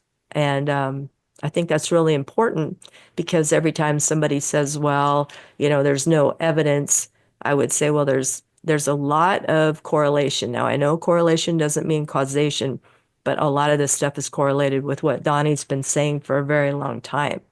And I know some people say, oh, the elite don't have any tech at all. I think that's total crap. They absolutely have mind voice tech. They have tech to transfer consciousness. They have tech to alter time, which is not linear. Um, they have a lot of tech. If nothing else, that's one of the things I've been shown the most in the last like 15 years. There's all kinds of different types of tech that's not really relevant to like Donald Marshall, but I have drawings all the way through in my dream book of just different shit they've shown me that's like just random stuff, like little holographic Polaroid like Rolodex where you can scan your own life by decade. Like you can and you're like, oh, it's the 1990s, and you like poke a button, and then it shines up on the wall like the 10 highlights of the 90s in your life, and then you're like, you give it a run, and then it's like 1975, and I mean, It's just shit it's that driven by mind, right? There's it's no driven by buttons or mind. anything. Yep, yep. And so there's an interface. It's holographic, but you're holding it in your hand, like it gives you a sense of a user interface, but it's holographic. But do you select things by your mind or by your hand? I think that it's a little bit of both. I think I'm able to, I'm not sure because I'm thinking it as I'm pushing it. So I'm like, okay, I want to see 1970, whatever. So I'm not really sure whether it's, literally just my mind. Anyway, there was I mean, there's so much tech. They showed me in a hospital where they have their AI cats, their therapy pets. They look very real, but the eyes glow. They glow and they're meant to glow in this warm, like they glow kind of a hue of orange. Like when you hold it and you pet it, its eyes glow and it purrs. And I said, "What is this? This thing is amazing. I love this." They're like, "Oh yeah, we give these to people for therapy. It's like it helps people. It lowers blood pressure." Just I was just like, "This is fucking awesome. I wish I had one of these, right?" So, um one time I was in a car that's like hovering. We're hovering down the road and I said, what, where, I didn't know where we were. And the person's like, look on the dash right there. Like you can tell whether your person arrived or not and you can tell whether they've made it through baggage check. And I was like punching, it was holographic, but it was an interface in this car, which it had nothing that was sharp. It was all smooth. The whole car was, and it was levitating. And it was really cool. So I'm like, okay, so my person's supposed to come in at like 10:30 or something. So I'm looking and I'm pushing buttons and it's showing me, oh yeah, the plane has landed. And then it showed me a live video of him standing at, getting luggage. It was crazy. So, and I'm not great with like, I can't build things. I'm not technical. I'm not mechanic. There's no way I thought this shit up. I'm serious. This shit was shown to me. I don't know if it's a VR thing. I don't know what it is, but I didn't make it up in my head. I promise you. I don't have the technical ability to even think about these things. And so there's a lot of them. I have many, many, many, and none of those are specific like to cloning, but they're just interesting technology from other spaces and places, whether I don't really know what they are. I know Donnie says that there's no such thing as other dimensions. I'm not sure if I would call them dimensions. I think there are other time streams and other spaces and places, other temporal bubbles. And in those places are other technology. And I Right. believe I've been shown that. Interesting. What about, do you believe that they also have magic, or is it like Donald Mm. said that the Nazis have already looked into all that magic stuff a long time ago in order to give themselves an edge, but they couldn't find it, and everything they have is actually technology. Even the sacrifices that they make, they don't even use robes anymore. They just do it in casual attire, and mostly just to scare the newbies and the young people. Yeah, I think just from all the other like experiences I've had and research that I've done, I think that we would call high technology beyond our ability to understand. We would call it a type of magic, but I believe that they do go through all of these rituals because there is an interactive element here with the AI that is overlaid in this place, whereby they can jump timelines and interact with the reality in and of itself by going through rituals, and which goes back to Cabin in the Woods, where there are these ancient techno gods underneath the ground that are only appeased by going through blood sacrifice and rituals. Um, Even in the show Severance, which I'm just about to talk about, there is a water tower in that show that has a droplet on it. And I am convinced that droplet is not just about water, it's about blood, sweat, and tears, which are known as the fruits of a human, like in esoteric language. We produce fruits, and the fruits of the human are blood and sweat and tears, which would be water, salt, blood, plasma, all of that. So, yeah. The blood thing does remind me of the tidbit that the rabbis at cloning actually, during these mock rituals, they do sometimes take it seriously and rub Donald Marshall's blood all over themselves like it's magic sunscreen, and they are Yes. chanting bullshit. And it's one of the creepiest things, but it's not. It's not really in the top 10 or anything. He's seen much worse, but Well, I mean, they believe that he's a powerful being. They've told him over and over that if he dies, some of them would cannibalize his body in order to ingest the power. And that's in the ProBoards too. yeah.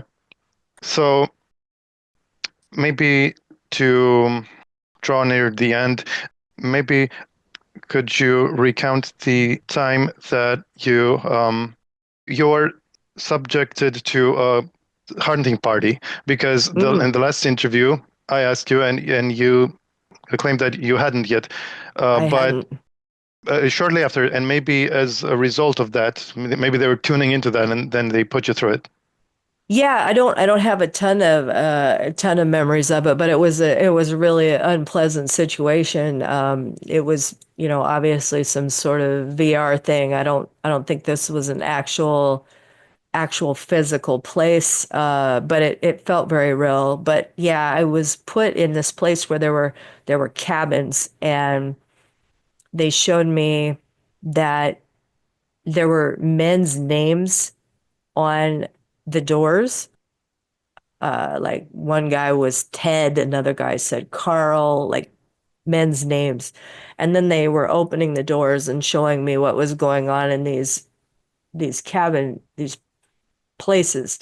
And they had gone, they had all went out and hunted these people. I didn't see that part of it, but I was made aware that these people were made to run in the fields and they had been all drugged back. And they were women and animals, specifically dogs.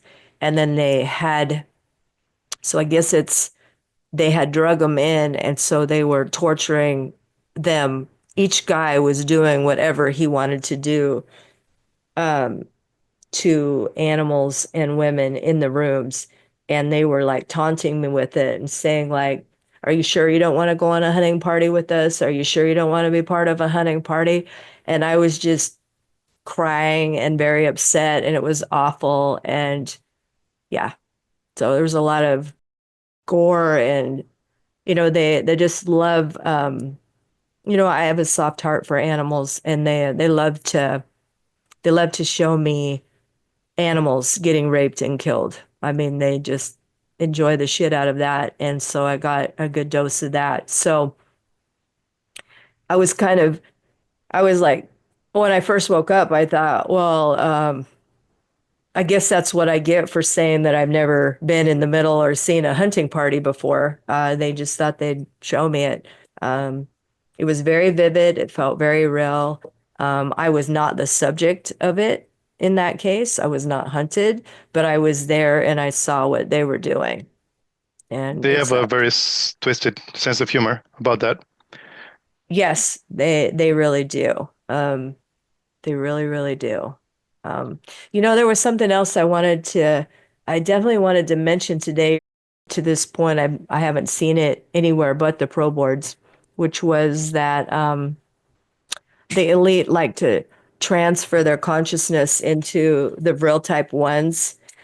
And once their consciousness is in the Vril type ones, they ingest gold that's been liquefied. And for whatever reason, it gets them higher than any drug, even adrenochrome. Has And to be naturally forming gold. yeah, the real gold, not the fake gold, but actual gold. They liquefy it, and it's something about the metabolism of the Vril type 1's body, and they love to transfer their consciousness in there for short amounts of time, drink the gold, and then, get freaky deaky with each other. And their spinal fluid is too small to even contain a chip, so they have to just use a wire that's hooked to a yes, chip.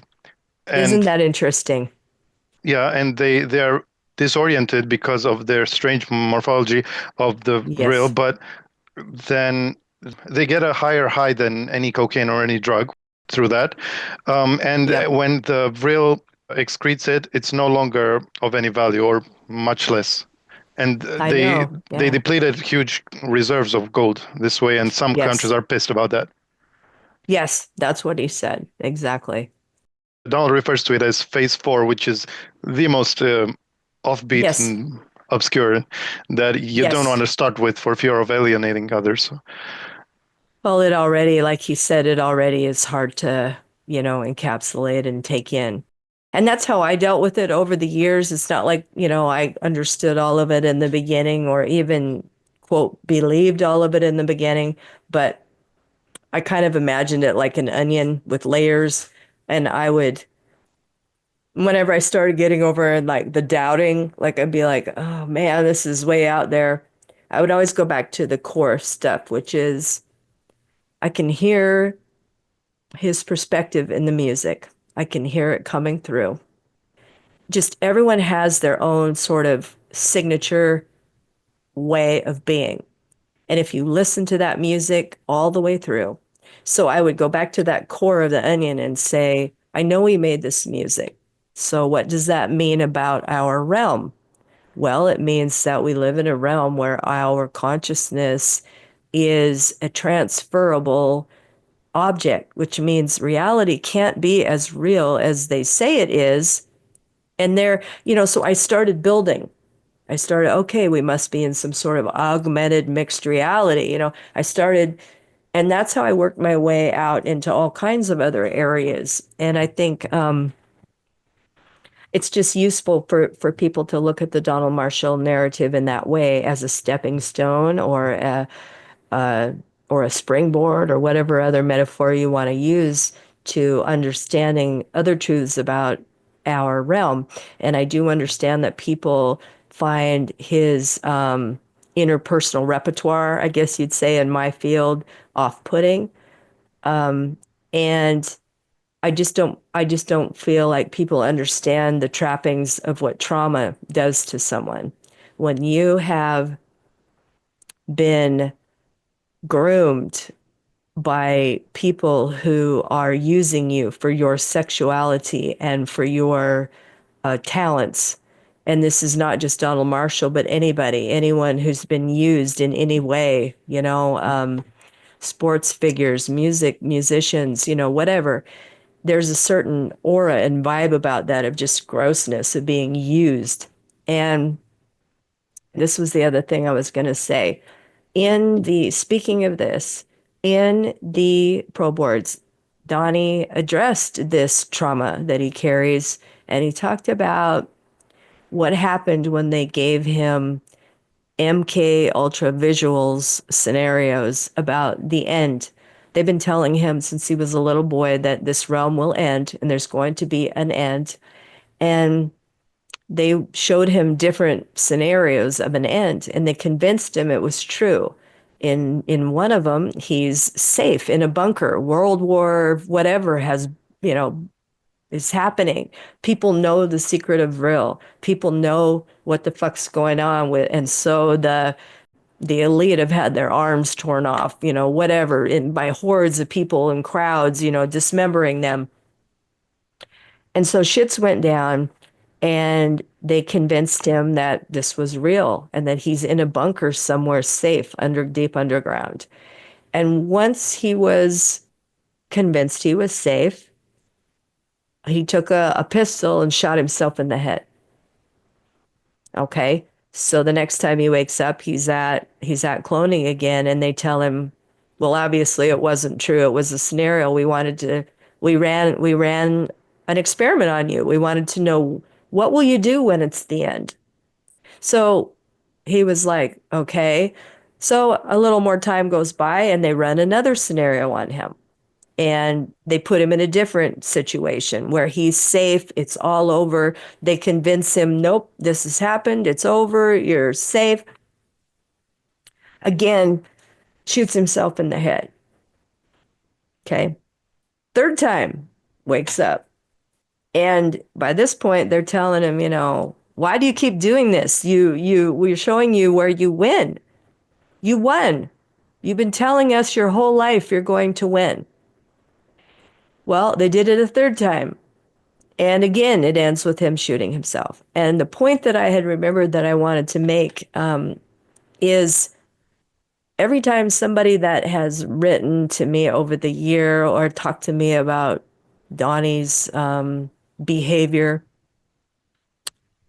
and said, oh, he's so narcissistic, or, he didn't make all that music. That's just ridiculous. And even if he did, he's a jerk. He's mean to people, blah, blah, blah. I know, because I'm sure they say it to you too, because you also put your neck out there like I did and made a big project, for this person, to help this person. And so we're like targets, people are like, oh, how can you believe this guy? He's a jerk, whatever. But what I would want to say to those people is all three times he shot himself in the head, every single time. And the therapist in me hears that, and I hear what that means. And that means that when he feels that this is finally fucking over, this has been the biggest long horror show. No one can imagine what it's been like. Nobody, none of us, even those of us who know that it's happened for real. We can't imagine it. This person has so much distress that even in an end where he, quote, wins, he kills himself. So for every asshole who comes at me and says, well, Donnie's a dick and Donnie's this and Donnie's that, I would say, you don't even know the levels that this person went to try to bring truth to you. And this person is so deeply scarred by what has happened to him that even in those scenarios, he's taking himself out. In all those times where people say, well, he posted he's going to be king and he wants a statue. Well, yeah, I mean, anybody who saves the world is going to want to feel like, give me some fucking validation. But that's not where his true nature is. His true nature is someone who, when it's over, he doesn't want to stick around for a fucking parade and a fucking statue. He's not some empty, mindless piece of shit. I mean, of course he wants to be validated. Who wouldn't? And, you know, if he wants a statue, let's give him a statue. But this person went through MK Ultra scenarios and killed himself over and over and over. And that tells me everything I need to know about that in his true heart of heart, he's not some piece of shit narcissist who wants a statue. And that's really what I would say to these people who I would say to them, you cannot judge him. And if you do, you really need to actually study the situation before you open your mouth, because these are the people who didn't bother to watch your stuff, Daniel. They haven't watched all of Donnie's stuff. They didn't listen to what I had to say for 9 hours. I think I had quite a bit to say about his psychological makeup, and maybe they could have learned a lot. Maybe they're not watching TikToks and all of Brittany's work and everything that Aldo did and everything that like Celine's work on the ProBoards all these years, and like all the people who've been around Donnie trying to help. These are the people who are like, well, I watched a couple videos and he just says he wants to be king. And if you'd read the ProBoards, then you'd know he doesn't want to be fucking king. He fucking shoots himself when he's told it's over. So what does that tell you? That tells you that he's got a lot of trauma. And I just urge people to have more empathy and to think about it a little bit more deeply, because he's the poster child for trauma. I mean, maybe I can see it because I was a therapist, but I don't understand why others can't see what trauma looks like. Trauma is exactly how he acts, like Yeah. 100%. Someone who is groomed, someone who was hurt multiple times as a child, someone who's been promised the world and told you're special, because he is. Like, he is. But then they kill him. They're like, you're really special. And then and just like every child who's been molested and told, you're really special, you're daddy's little girl, and then getting raped. I mean, what kind of mindfuck is that? Well, it's pretty big mindfuck to be subjected to all of that trauma. And that baggage of trauma is probably why when they unrepress his memory, which they do at a push of a button, by the way, but they have Yes. to give it gradually to return the memories, otherwise they go insane. Of course. Yeah. I mean, just from me, like the stuff that they've released to me, it takes me days sometimes to process some of the stuff they show me. It's hard. It's a full-time job, just. Well, I mean, it's like you're suddenly remembering, being raped and killed. There's like pain echoes and reverberations of the fear and the heart palpitating. And, he has so many heart problems in his real physical body because of all the fear that he's went through in his clone body. There's And just from dying so many clone deaths that they actually ran out of methods to kill him.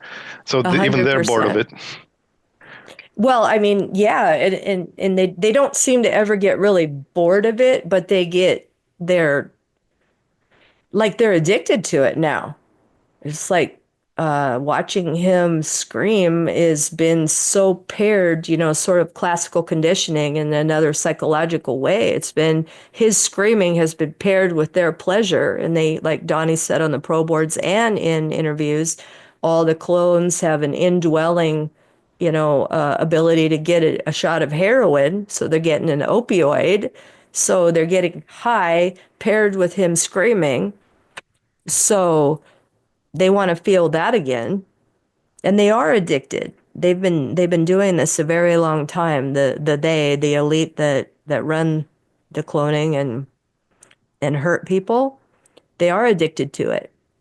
And some of the other whistleblowers have talked about that at more length, that some of them consider themselves unable to be rehabilitated. So they are under what's known as a reprobate clause, where they are asking for assistance because they cannot stop.